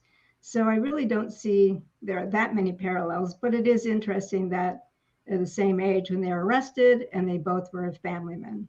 Did Dennis Rader just call you out of the blue? Does he contact you frequently? Dennis Rader contacts me at least once a month, maybe more often if something comes up, because we spent 5 years writing a book. We then spent another year working on a 4-part documentary for the A&E network. So we've been pretty closely associated for about 13 years. And he's loving it. He's one of those that wants to talk about himself and wants everybody to know how freaking smart and great he is, and he wanted to live through his crimes again by talking about them. And I just like to check in with him. I know that right now he's being questioned in relation to some cold cases. So that would be of interest to me. If something happens, I would certainly want to continue my work with him. So it's not surprising to me that we've made contact over this. According to published reports, Dennis Rader has been questioned in 2 cold cases, one from Missouri and another from Oklahoma. There was one in Missouri that does have a lot of the marks of his victims. This woman was bound, was dumped in the yard of an abandoned farm. Rader had a lot of fantasies about abandoned farms. It was an area that was near where he grew up. So, there were reasons to consider him, and they're questioning him. I doubt very much he's going to be associated with that one. There are a few in Kansas that were initially investigated, but now people are wanting to look at them in more detail. And I think right now we're getting a lot of attention to cold cases because we have better technology. We have, new teams to rethink how things were. When Rader was arrested in 2005, a lot has happened. So I think they're just revisiting open cases just to make sure they can rule him out. And that's. And he's loving it because he's getting more attention. Tom said supposedly his health isn't that great, which is interesting. Oh my goodness. Abellis, wow, thank you so much for gifting 20 memberships. Good gracious, that was so very sweet and supportive of you. Oh my gosh.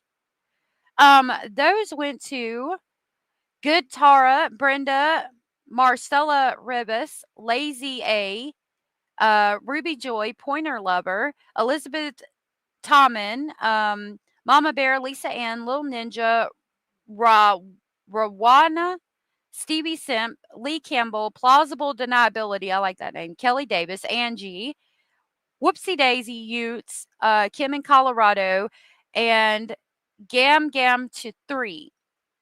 Wow, thank you so much for that, Abellis. That was so very sweet of you. I will grab the Polar Express to pick all our new members up on the way to Speculation Station. Thank you so very much.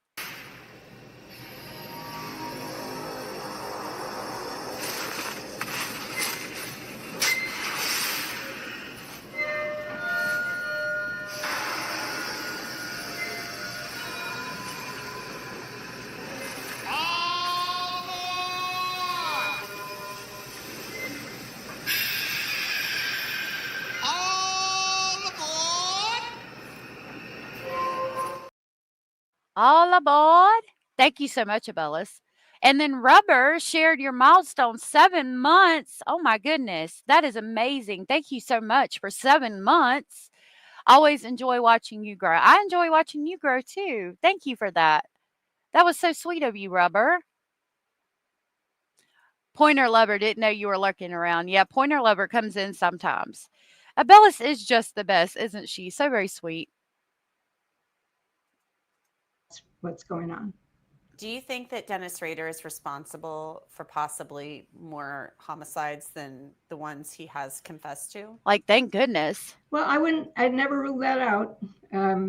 I don't see the connections of the ones he's being questioned about now, but that doesn't mean there aren't others. And I would never rule that out. Back to Hjorman. He obviously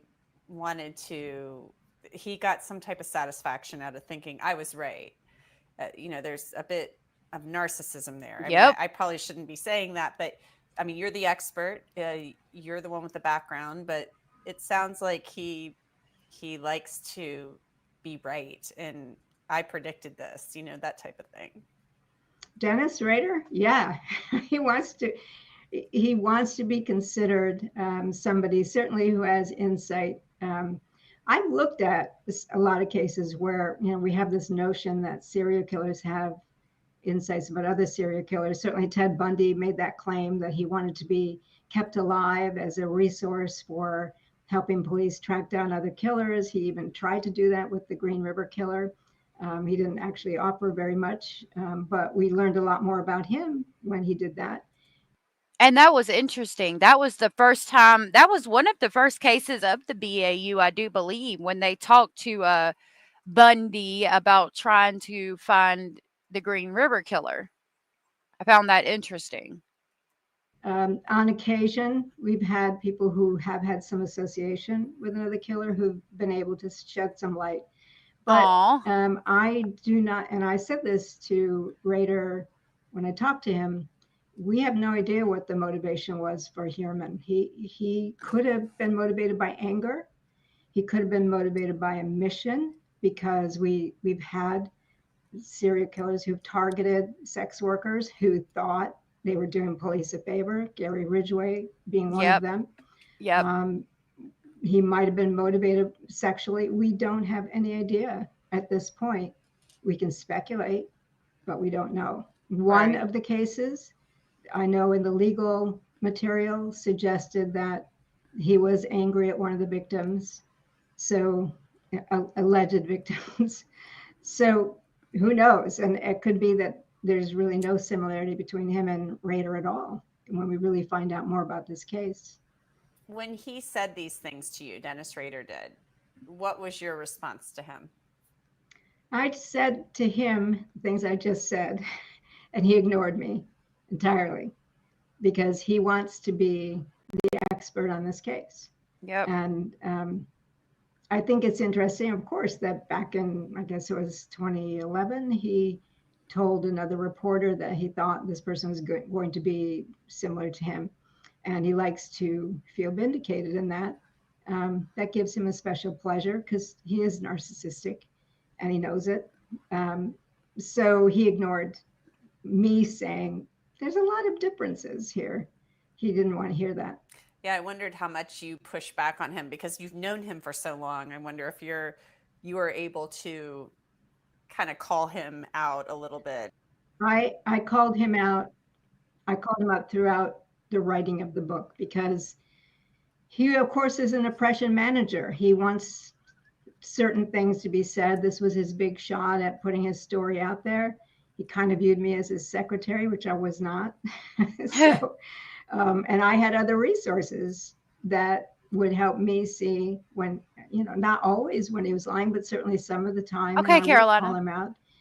But I guess we've developed a sort of enough of a rapport where he does trust me, and but he's not going to let me tell him that he's not exactly correct on what he's trying to say, because this is a big moment for him in the press, and he wants to play it up as much as he can.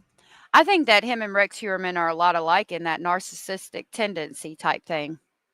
I also asked Dr. Ramsland about whether serial killers are able to get away with their crimes for long periods of time because they're good at masking their behavior and basically putting up a front. I would never make a generalization about all serial killers because we're talking about thousands of people, and there's a lot of variation in that category. Certainly any who are aware, organized, predatory, who get away with it do take some pride in it. Some of them develop an attitude called narcissistic immunity, where they believe, they're the smartest person in the room, or they're destined in some way, or they have some magical shield or whatever. But yeah, they do take pride in being able to get away with things, especially if they really worked at covering up evidence. Yeah, he covered this up for so long. Like, we've got bodies going back to before him and Asa got married. I think 1993 or 95 was one of them. And that was before him and Asa ever even got married, which is insane to me. Like, how long has he really been doing this? Tom said most serial killers aren't narcissists. I agree. Most of them are narcissists. I think, anyway. Deflecting police. They really worked at it and it succeeded. They certainly are, glad for that. And they will cultivate their lives so that they can get away with passing as ordinary people. If they have jobs, if they have a family, if they have social status, like Daniel was the president of his church congregation. Boy Scout volunteers. We've had a few who were involved in that, or other kinds of charities. They don't want to lose that, so they want to live double lives, and they cultivate that as carefully as they can. Over the weekend, police in Suffolk County used excavators to dig up Rex Huerman's backyard in Massapequa Park. Police have been searching the home for nearly 2 weeks, along with storage facilities. They're digging up the backyard as they should be, because there were reports that he had been burning things back there. So possibly he's burning items and even clothing belonging to the victims. Possibly he used his backyard to bury someone. Rex Huerman has pleaded not guilty to the murders of Melissa Barthélemy, Megan Waterman, and Amber Costello. He could soon face charges in the murder of Maureen Brainerd Barnes. The search of Huerman's cluttered home ended on Tuesday. For Law and Crime, I'm Anjanette Levy. We'll watch this. Some of the things that they found at his house. Before I go on to our next video, I want to go over the pictures of stuff from his house, but I do believe I have the list of things where he's talking about push pins for the ceiling, make sure to decapitate the bodies. It's interesting that she talked about him burning stuff because, I genuinely believe he was burning clothes, the plastic tarps that he would push pin to the ceiling and around the walls to keep the blood and not get blood anywhere. He would basically wrap the room in plastic drop cloths before he would bring them in there. Oh, man, it's scary. I couldn't imagine. Could you imagine the fear of being a lady of the night and you go to meet this John and he carries you or forces you down into a room that's through a gun safe and you get in the room and it's just covered in plastic? I mean, you know what it is. You know why it's there. It doesn't take long to figure it out. And he's probably punching you and hitting you. Like, it's really scary. I bet them tearing his house apart looking for evidence really pissed Rex off. I bet they did too, because it appears, and from what everybody says, he wanted to keep it exactly like it was when his mother was there, as like a shrine. So I bet he did get pissed off. Vault where he secured numerous amount of guns. Suffolk County's police commissioner separating fact from fiction in the Gilgo Beach murder investigation. We discuss 3 shocking items police have found so far. Welcome to Law and Crime's Sidebar Podcast. I'm Anjanette Levy. Police spent the weekend searching the backyard of accused Gilgo Beach serial killer Rex Huerman. They brought in excavators to help in the search as they try to figure out whether any of the murders were committed at his home in Massapequa Park, a 20-minute drive from Gilgo Beach. Yeah, so I'm not sure who's saying that we knew about the Green Avalanche in 2010. I will say that we came about that information maybe a couple years ago, but we were unable to attach it to the Massapequa box, which I'm sure you're very familiar with. Police Commissioner Rodney Harrison described the search as fruitful. Huerman is being held without bail for the murders of Melissa Barthélemy, Megan Waterman, and Amber Costello. He is suspected in a 4th death, the murder of Maureen Brainerd Barnes. Huerman maintains his innocence and has pleaded not guilty. Joining me to discuss what has been found at the home is Joe Giacalone. He is a retired sergeant with the NYPD and also the author of the new book, The Cold Case Handbook. Joe, welcome back to Sidebar. Thanks for coming on. Thanks for having me again, Anjanette. There's the police have been searching this house of Rex Huerman's in Massapequa Park now for many days, well over a week, almost 2 weeks. They believe they'll be wrapping up their work Tuesday or Wednesday of this week, but that doesn't mean they won't go back. And there have been a number of items found at this house. One that really piqued my interest was this vault in the basement with a heavy iron door. And apparently a large number of guns. I don't know, hundreds is what we've kind of heard, but talk to me about why a residential home would contain something like a vault with an iron door, because that just seems like an odd thing to have in your. I mean, not if you were keeping firearms in there, though. I can't believe you've never heard of Long Island serial killer, Lori. I'm glad that you're with us because we've been deep diving this case for a couple of days now. There's so much information on it. I'm really interested in it, and we got DNA holding it up from going to trial. I'm real interested in what's going to happen when it goes to trial. Your home. Well, specifically in regards to, any home, I mean, but we're hearing numbers anywhere from 200 to 300 guns, right? So the idea of trying to protect those guns might be the reason to have a vault Right. such as this. Most people just have gun lockers, which are, still very heavy, and you could fit a lot of guns in there. But I guess maybe he didn't want to get 5 or 6 different gun lockers and just wanted one big vault. That could be an answer for it. But I guess we'll find out soon enough as the investigation concludes. And the police commissioner, Rodney Harrison, was very careful and he wanted to clear this up because it had been reported over the weekend that it was a soundproof room. And I think people hear that and they think, oh my gosh, there was basically a torture chamber in the basement or something to that effect. Yeah. And he was very careful to say, look, I think that was misconstrued. It's not a soundproof room. It's a vault with an iron door. Whether or not it's soundproof, we really don't know. But is that an important distinction to make in your mind? Yes, it is. And I think it's a good idea that the commissioner comes out and tries to be transparent on a couple of these issues, right? You don't want to answer every rumor out there. You don't want to answer every time somebody posts something, because then it just creates lots of confusion. So this would have been a big deal, right? If this was a soundproof room. So I think getting it out there that this could have been something else, then I think that, I'm all for that kind of information to come out from the police department. Max, have a good day, sweetheart. One item that piqued my interest that they seized from the house was a doll in a glass case. And that got us all kind of thinking about how there were apparently dolls left in memory of the victims at these memorials. And this is pure speculation, obviously. But there have been people wondering, is that doll in the glass case a similar brand or a similar model to the ones found at the memorial from the victims? Why else would you seize something like that, a doll in a glass case? Well, to see if like the doll contained the hair of the victims or something like that, I would think.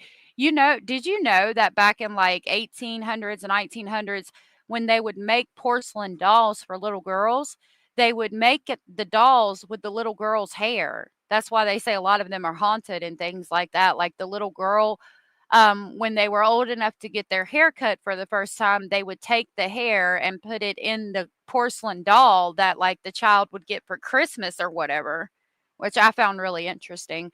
But I'm thinking maybe something like that. I do remember hearing about a toddler-sized porcelain doll, which I found really interesting.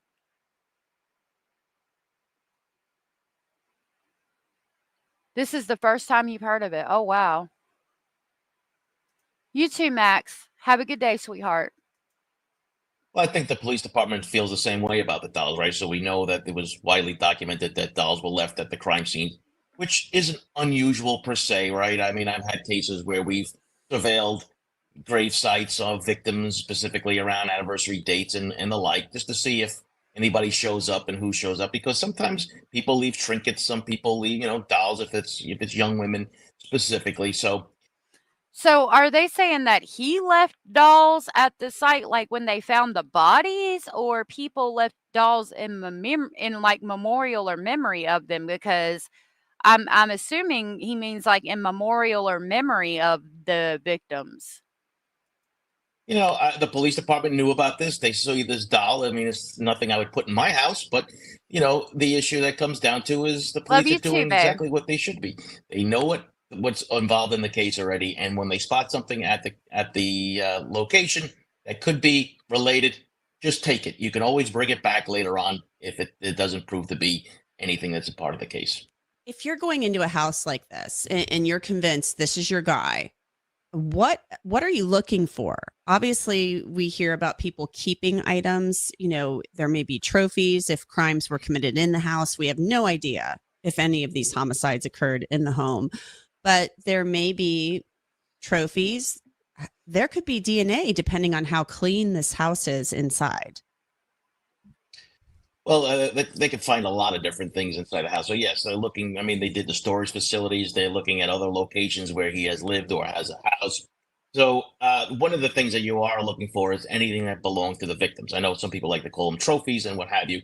It's something that serial killers have done in the past, and it's just something that law enforcement is looking for. It could be just. I'm wondering what they found in that vaulted room too. I wonder if they found any trophies or trinkets or DNA evidence or whatever. I don't know if that we'll find out about anything until trial, but I'm very curious as to that. Tokens of their crime, right, Rubber? Hey, Kalisa, good to see you. Glad you're here. The unreliable Chris Watts also has a creepy child-sized doll element. Really? How interesting. Driver's licenses, it could be, personal belongings and those kind of things. Anything that really doesn't belong in the house, that's basically what they're looking for, right? If something is out of place, something looks like it doesn't belong to either the wife or the children, they're going to take it and see exactly if there is any connection. Me personally don't believe that any of these murders happened at the house. I really don't think so. You just look at the neighborhood that you're living in, very close proximity to other neighbors. Everyone knows he was married. Everyone thought he was strange, right? That's what we're hearing now. So if you brought a young girl into your house and somebody was looking out the window, I think it would be a big issue, and I think we would have heard about it. The police commissioner has called this search fruitful without going into any detail. He said there have been items that we have taken into our possession, and that makes it fruitful. So in order to seize the items with a search warrant, I mean, you can't just go into the house willy-nilly and take everything. There are items that you have to list that you're looking for that you believe have evidentiary value. When you go into a home, you can't just say, oh yeah, we like this, we like that, we like this. So can you explain how that works? Sure. When you get a search warrant, right, so you have the probable cause, you go to the judge, they give you a search warrant. It has to be very specific about the location that you're going to search, what you're searching for, and what you intend to find. There's also a document attached to that called a search warrant return in New York State. So the police department has to make a list of everything that was taken, because the judge will take a look at what was asked for and what was taken. Now, there could be exceptions to this, right? So if they find contraband or anything else in plain. When I saw him, I was just thinking to myself, where are his gloves? But he's getting them. Vera said, oh, yeah, the one in the picture with the blanket covering it all, Chris Watts. I mean, wow. Wonder if his wife found anything and he gaslit her into thinking the victims were her own or something. Oh, I've got information about that. I'm going to try to screen record some of it, but we're going to watch it in Discord at some point. So if you're not a member of the Discord, make sure you join it, because I'm going to try to do a watch party in there at some point. Wonder if Rex and his wife and kids stay in contact. From what I saw, they do. I'm going to be only listening for a while. I got to put my daughter to bed. Okay, Diana, I'm going to be finishing here soon. Plain view, or during their search, and they find something, they can, of course, seize that too. So there are issues when you're dealing with Fourth Amendment and search warrants, but I think they probably ask for anything that could be connected to these cases, these women in specific, personal items and the like, and also, for instance, they find these guns and you have somebody who's under arrest under the suspicion of this, you can automatically seize those too. The deck in the backyard of the home was dismantled over the weekend, and heavy equipment was brought in to do some digging, and they've dug up that entire backyard. It reminds me almost of John Wayne Gacy and the crawl space underneath his home. Yeah. They're leaving no stone unturned when going through this home and the property. Exactly, right. So they brought in cadaver dogs, they brought in the ground penetrating radar. And at that point, I think they made the right decision. Just excavate the entire yard, what you're looking for. Lots of neighbors have said that he was burning garbage and doing some other odd things in regards to that. So I think it was definitely worthy of an excavation, because you're not supposed to be burning garbage, especially close proximity to other houses. So that kind of stands out in everybody's mind. But, like everything else, you're there to do a job, do it right the first time because you don't get a second chance to do it, right? So you can hold that crime scene as long as you want. And once you release it, it's kind of gone. There's really no going back after that. More than Yeah. 200 guns in the home. That's probably startling to some people. We don't know if this guy, Hurman, is a gun enthusiast or maybe his wife even is a collector of guns. We have no idea. There are many questions that remain unanswered here. Does this tell you anything, having 200, 300 guns? I mean, he was an avid hunter, so not really me. You moved across the country? Oh, wow. Yeah, summer in the South is hot. I'm hot AF, and it's like 80 degrees here. It gets up to about 100 sometimes. Not really. I mean, on Long Island, there are a number of gun enthusiasts. There's a number of gun ranges. There are a lot of places that, people can go and do this. And some people enjoy it as a hobby, right? I mean, that doesn't mean that, I'm sure a lot of people saying, oh my God, 200 or 300 guns. It depends on, what he was into doing. I mean, I really don't know anything about the man. And, I could say that, yeah, 300 guns is an awful lot to own. And it's not unusual, though. We have lots of people that own a tremendous amount of guns. I mean, they've already had the statistics to show. In New York, do you have to register guns? I know that there are different laws in different states regarding possession of firearms. Well, and specifically, it's county related in New York State, right? So in Long Island, on Long Island, Nassau and Suffolk County, for long guns, like shotguns and rifles and the thing, you can just go into the store and buy them with a driver's license.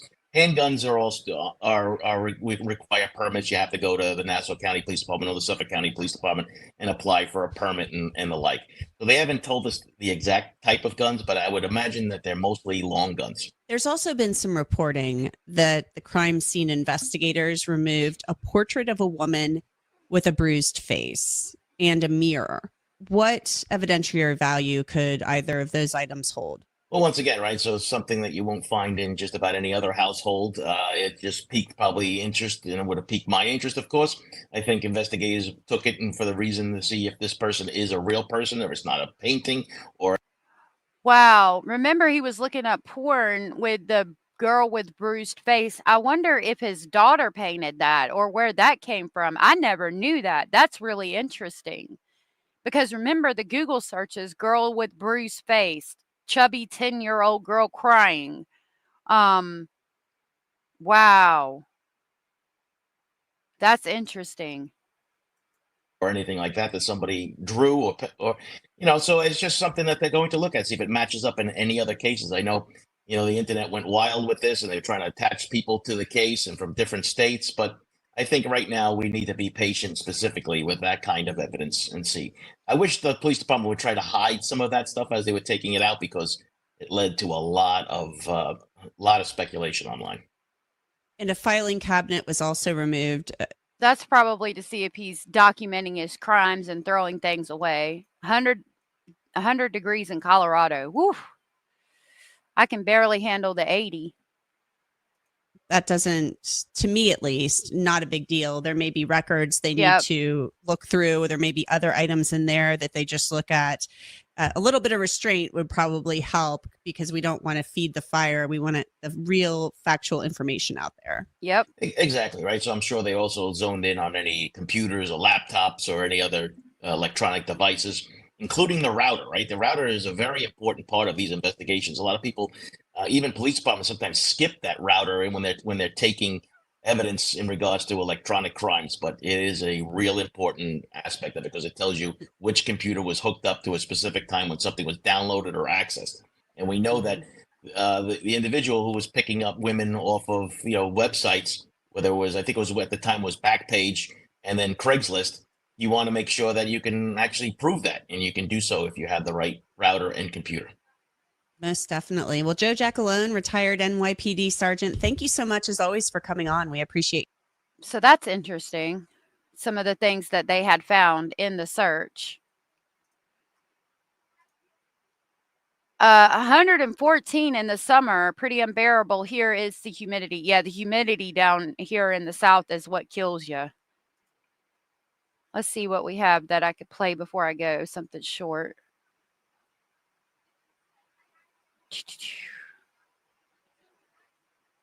$8 days ago. Okay, so this is This is what I advertised, and this is what's holding up the trial so far. It's Rex Heuermann attorney details battle over DNA evidence.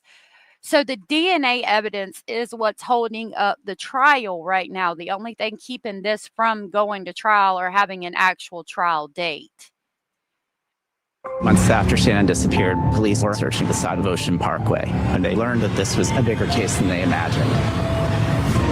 Police on Long Island are searching for a serial killer. We had somebody who's targeting sex workers. Basically with impunity right under everyone's nose. Gone Girls, the Long Island serial killer, currently the #2 viewed show on Netflix's global top 10 list. It focuses on the investigation into the Gilgo Beach murders. Yeah, I think everyone is supposed to have a license for firearms, basically. It's always hot here in the summer, but summer is expected to be hotter than normal due to incoming El Nino. Really, I thought that because we had such a harsh winter, it would not be as bad during the summer, but I could be wrong. And as this new docuseries captures the attention of true crime watchers all around the world, the real-life trial for this case is what's trending in true crime. Defendant Rex Heuermann is being accused in a string of these deaths. And his attorney wants certain DNA evidence that was collected during the course of the investigation to be excluded from being brought into the trial. So this issue was the focus of some recent court hearings ahead of the trial date. On the heels of that defense motion, the state's response reads, and this is just in part, quote, the advancement of forensic science and nuclear DNA analysis involving whole genome sequencing has allowed law enforcement to now link genetic profiles consistent with the defendant and or individuals who've resided with him to 6 of these 7 victims through hairs found at the crime scene and or on the victims. So, I mean, I'm curious as to, is this a new science? Because from what I know, they've been doing that for years using genealogy to track serial killers and things like that. But Rex Heuermann's defense team doesn't believe this type of testing belongs in criminal court, saying that it's actually never been used in a forensic setting ever before this case. So should the DNA evidence be admissible? Let's bring in Rex Heuermann's attorney, Michael J. Brown. Michael, would you explain to us, please, how you found out, the research you did that led you to realizing that this would be a first, essentially, for allowing these types of results to come in? Julie, the SNP DNA and the whole genome sequencing, which is what this company on the West Coast called Astrea, is attempting to do, that we found out that it is a novel approach and that it has never been used in any type of forensic criminal setting. So that's interesting, and they might have a valid fight since it's never been used before in any type of criminal setting. Hey, Kelly O, good to see you. Thank you for being here. Now, having said that, they did move in the state of Idaho on a case called Dalrymple, where it was a murder, it was a cold case, and they found some DNA. And that is the first case that they attempted to use it in. And the court in Idaho actually did allow it to come in, keeping in mind the standard in the state of Idaho was different and less than the state of New York. We have what's called a Fry standard, and there's either Daubert or Fry. The state of Idaho has neither. But in any event, that's the type of science that they claim they have, and that is what we're trying to preclude at this point. Michael, how did the hearing go? This was one that we weren't able to watch it. You know, there are certain ones where we're able to, others, you know, where cameras were kept out. How did you feel afterward? Well, I felt fine. I think it went well. They've put on 2 witnesses so far. Dr. Kelly Harris, who is a population geneticist, is what I believe her title is. And then they put on Dr. Nicole Navrosky, who is a biological forensic scientist. And these are real smart people with great credentials. But the ultimate issue, the ultimate standard we have is general acceptance in the relevant scientific community. So far, I've seen a bunch of smart people come in, talk about this type of process in DNA, but they are not experts in what we call the relevant scientific community, specifically casework, criminal cases, forensic related. So far, although they're smart and they said what they had to say, and I thought cross-examination went well, I don't think they lent much to the determination by the court on the specific issue, which is this generally accepted in the relevant scientific community? Michael, I have a clip. This is from Suffolk County DA Ray Tierney talking publicly at a press conference about which hairs tested point to members of Rex Heuermann's family. Let's take a look. The evidence is we have mitochondrial DNA from a hair that was found on the body of Valerie Mack, which was a portion of the body of Valerie Mack, which was found off of Mill Road. That hair, mitochondrial DNA analysis was performed, and that hair was consistent with the mitochondrial DNA profiles of both Asa Heuermann and her daughter, Asa Ellerup, and her daughter, Victoria Heuermann. Okay. I mean, that's pretty slam dunk, and I can understand why they're trying to get it thrown out. But if it's been accepted in Idaho, I don't understand why it couldn't be accepted here. And Michael, you recall that was largely how we started hearing about this case, how investigators, when they were talking about it, they were alleging that they were able to link your client through things that were discarded, things that were in the trash, namely, a drink, that his daughter had touched. We know a pizza box that they say he had touched, things like that. One of his wife's hairs apparently on one of the victims. As you know, and I say this all the time, I say this when you're on the program, when you're not on the program, I say it to other people when we talk about this case. The best thing Rex Heuermann has going for him is you, that he has you as his attorney, because these facts are very, very bad, as you know. If you don't get your wish with this DNA evidence being excluded, what comes next then, Michael? Well, from day one, he has maintained his innocence, Julie. So we take it step by step. You've tried many cases in your career. You know how it works. So we go step by step. We make motions. We try to preclude evidence that we feel is improper. There's a pending severance motion, as you may be aware, to try to separate the cases for legal reasons. There'll be other motions that I know will be forthcoming. So listen, we will obviously fight this particular battle. If we win, it gets precluded. If we lose this battle, we continue on and we make our legal arguments and zealously represent the accused. That's what we do. Sure. No, I know you do. Are there any other things you can share with us in terms of some defense strategy? I understand there are things you want to, Right. keep private, but is there... I'm very curious as to if they're going to sever all of the homicidal trials and he's going to get a separate trial for each one of them. I hope he doesn't, because every time they talk about each victim, which they're going to do regardless, he's going to relive that moment in his head. He's going to have flashbacks and remember killing them and the pleasure he felt and the erotic nature of each killing, because that's what he likes. He's a sadomasochistic sociopath, in my opinion, and he likes that kind of shit. I hope he's found guilty on all charges, honestly. Anything publicly for anybody kind of wanting to know, okay, what may be coming at the point of trial from the defense team? I know you're not just going to sit there. I know you're going to bring it. Is there any hint of something you can tell us today, Michael? Well, the only thing I will say is we're dealing with the DNA and this new novel, what I call novel magic, they call science.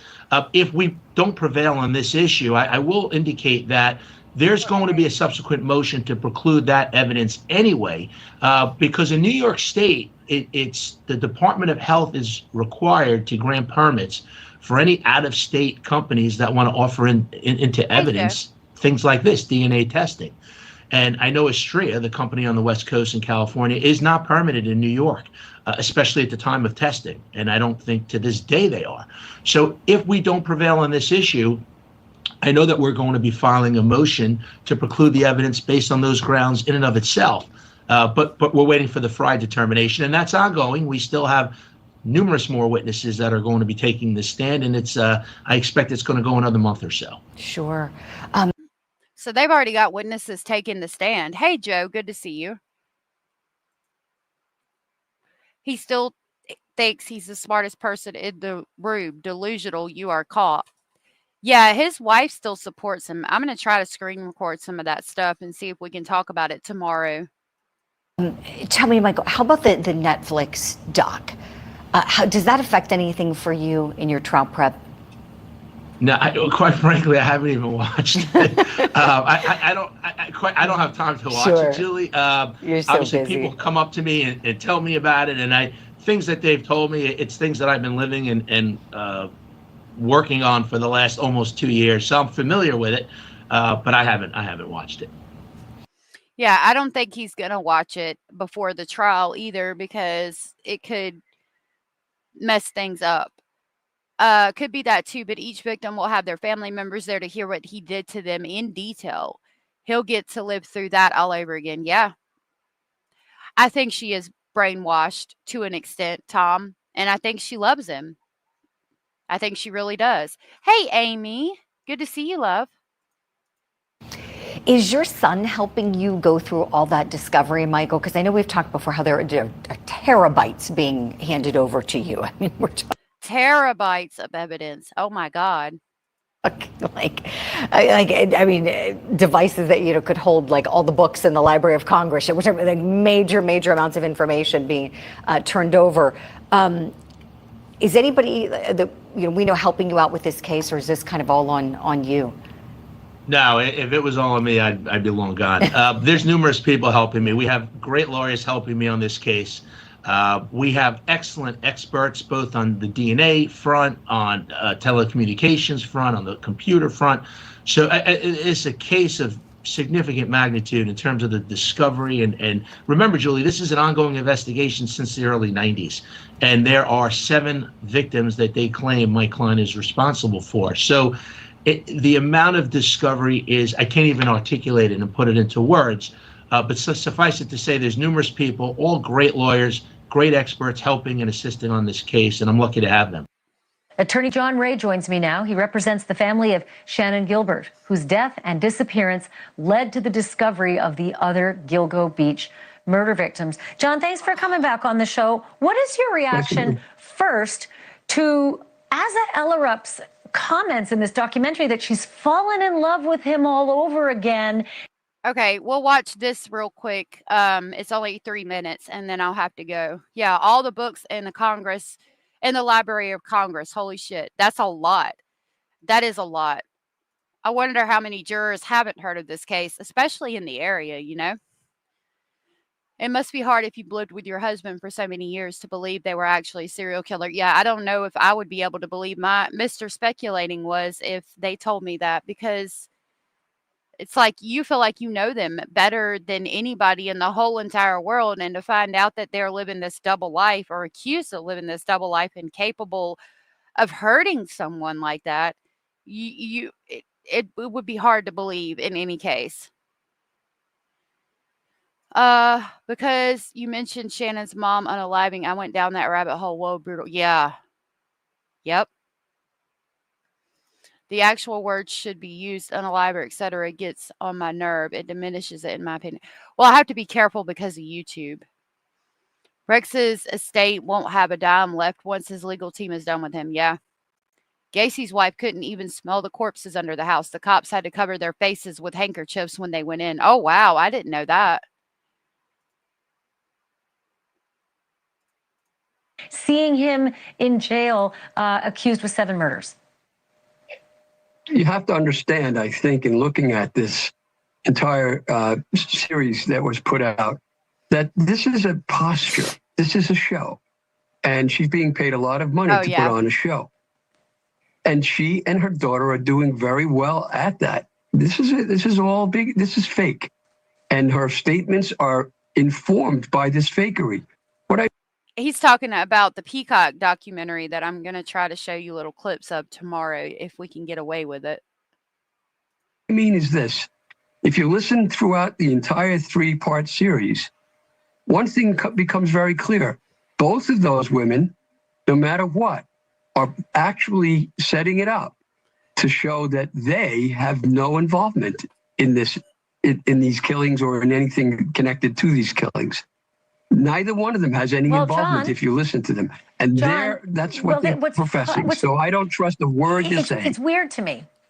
Okay, but what's weird to me is that if you don't want to have any involvement, and yet, Asa Ellerup's hair was found in the tape on some of the victims, so the involvement is there. Why wouldn't she just disavow this man? She's divorced him, right? She divorced him like within, I think, months of this arrest. So why would she now profess this undying love and suggest that he's innocent? That makes her look maybe even more culpable, or possibly more culpable. And now she can be compelled to testify because she divorced him and doesn't have spousal immunity. Good point. Miss Scorpio Rising, oh my goodness, thank you so much. It's good to see you. Thank you so much for gifting a Speculation Station membership. Hold on just a minute. Let me get back into my live stream and I'll tell you who that went to. That was so very sweet and supportive of you, and I really appreciate you doing that. It's good to see you, my dear. It's good to see you. That went to Lily C. Lily C, if you are here and you are aware that Miss Scorpio gifted you a membership, please tell Miss Scorpio thank you, and I'll grab the crazy train and pick you up on the way to Speculation Station.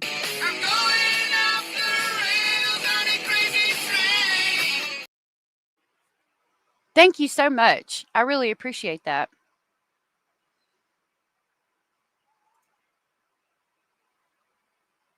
Armageddon, us all together content. Yeah, she asks a good question. She does. Well, you still, I think, maintain your spousal immunity for oh my God. during the time that you're married. So I don't think that she loses anything in that regard. But if you think about it, for her to actually pretend that she still loves him and so forth, well, maybe I should take that back and say maybe she does, but she loves him in a very sick context, a very dark context in which these people were living, in which they were operating.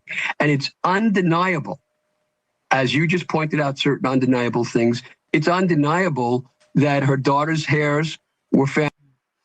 I can see she looks so much like Rex and her mother. Like, I think it's the red hair of her mother's that she looks like. They've got similar facial features, but then the eyes are her daddy's. All day to me. Found on 2 of the bodies, that her hairs were found on 2 of the bodies. And it's undeniable that each of them were living in that house throughout the time that Ray Tierney, the DA himself, had said, he was almost quoting me, that he had hundreds of prostitutes, hundreds, that were going through that house. Now, that's a 1,343 square foot house. It's a bungalow. But they were out of town every time it happened. Hey, Catch Long Island serial killer. It's great to see you. Jay Ray is a moron. I've heard that several times, actually. She's got Rex's head shape. She does. She does. She's very pretty, but yeah, I can see her dad in her. Absolutely. Oh, in essence. And you mean to tell me a married couple for 27 years doesn't know what's going on downstairs? Thank you for watching. Subscribe below and download our News Nation app right now. So yeah,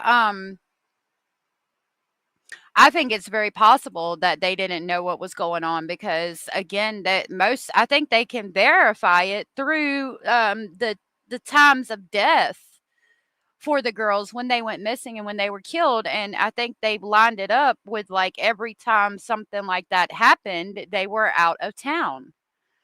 Rex is actually one of the few normal looking serial killers. You know what? You're right about that. I mean, I can't believe he was a major architect worth millions of dollars. It takes me back to when you can buy almost anything. What do you want? Well, you want what you can't have, obviously. Just like P. Diddy.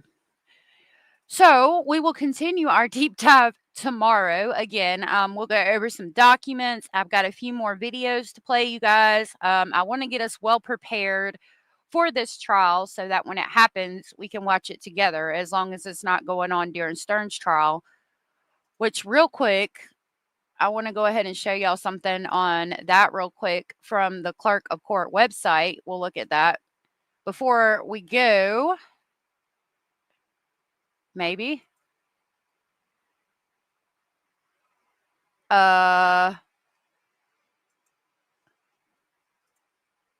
Okay, my computer just like froze or something. That was weird. Okay.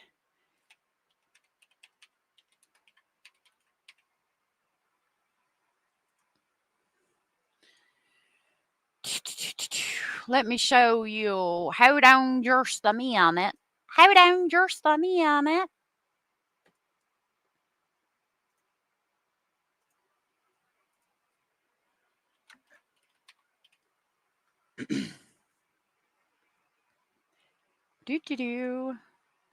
This is the CSAM case. There's all the counts. So this document right here that was filed the 12th is a document that says set for July 15th, 2025 at 9 a.m. in courtroom 4F before Judge Keith Karsten. So as of right now, we're set to go. We're set to roll in a little less than a month with Stefan's CSAM trial. Let's go ahead and look at this. I haven't been able to get it yet. Notice of provision of state's supplemental witness list. Let's see what that is. Comes now the state of Florida by and through the undersigned assistant state attorney and files this notice of provision of supplemental witness list certifying that on the date of filing this instant notice of provision of supplemental witness list, the undersigned assistant state attorney electronically served upon the defendant a supplemental list of names and addresses of persons known to the state of Florida to have information that may be relevant to any offense charged or any defense thereto, or to any similar fact evidence to be presented at trial under section of Florida statutes that were discovered subsequent to compliance with Florida Rules of Criminal Procedure. I certify that a copy has been furnished to Miss Alicia C. Smith. So that's that document. Regardless, trial is set to start with Stearns July 15th. Rex is 6'2" or 6'3", I think. All right, y'all. Carr said, I don't think you'll have to worry about Long Island serial killer and Stearns happening at the same time. I could be wrong, but New York won't televise long. Yeah, that's what I've heard. I would like to go there for that trial. Like, if I could afford to, I would go. I really would. You are back, but this time I have to go. I know, we should be able to watch trials. Hold on, let me see how tall he is. I could be wrong, Joe. Let's look that up real quick before we go.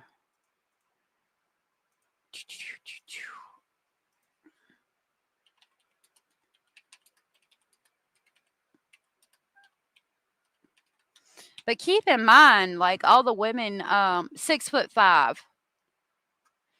One of Heuermann's neighbor described him as being 6 feet 5 inches tall. Another witness described him as being between 6'4" and 6'6" inches tall. Where does Rex Heuermann live? Heuermann lived in Massapequa Park, Long Island, New York, with his now estranged wife, adult stepson, and adult daughter in a one-story home. This is age, weight, height, and net worth. His full name is Rex Andrew Heuermann. He was an architect, founder of Heuermann Architects, known for suspect in Gilgo Beach homicides. He was born in 1964 As of 2024, he was 59 years old. He was born in Massapequa Park, Long Island, New York. His arrest date was July 2023. Aliases is Gilgo Rex. His residence was Massapequa Park in Long Island.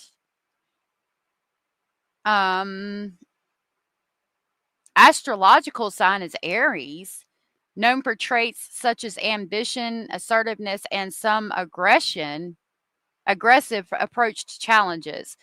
While astrological profiles don't always align with a person's character, it's interesting to note that Aries people are often perceived as action-oriented, which may parallel Heuermann's approach to his personal and professional life. Rex Heuermann stands 6 feet 4 inches tall, or 193 centimeters, making him noticeably taller than average American male. His imposing stature may have been part of his presence in various social settings, including business meetings and public appearances. Though exact figures are harder to come by, estimates place Rex Heuermann's weight around 250 to 270 pounds. His physical appearance has been described as somewhat imposing, with dark hair and a strong build. This matches the perception of a man who worked in a profession that required both authority and attention to detail in architecture. Before his arrest, Rex Heuermann ran his own architectural firm located in Massapequa Park, Long Island. No, it wasn't. It was located in frickin' Manhattan.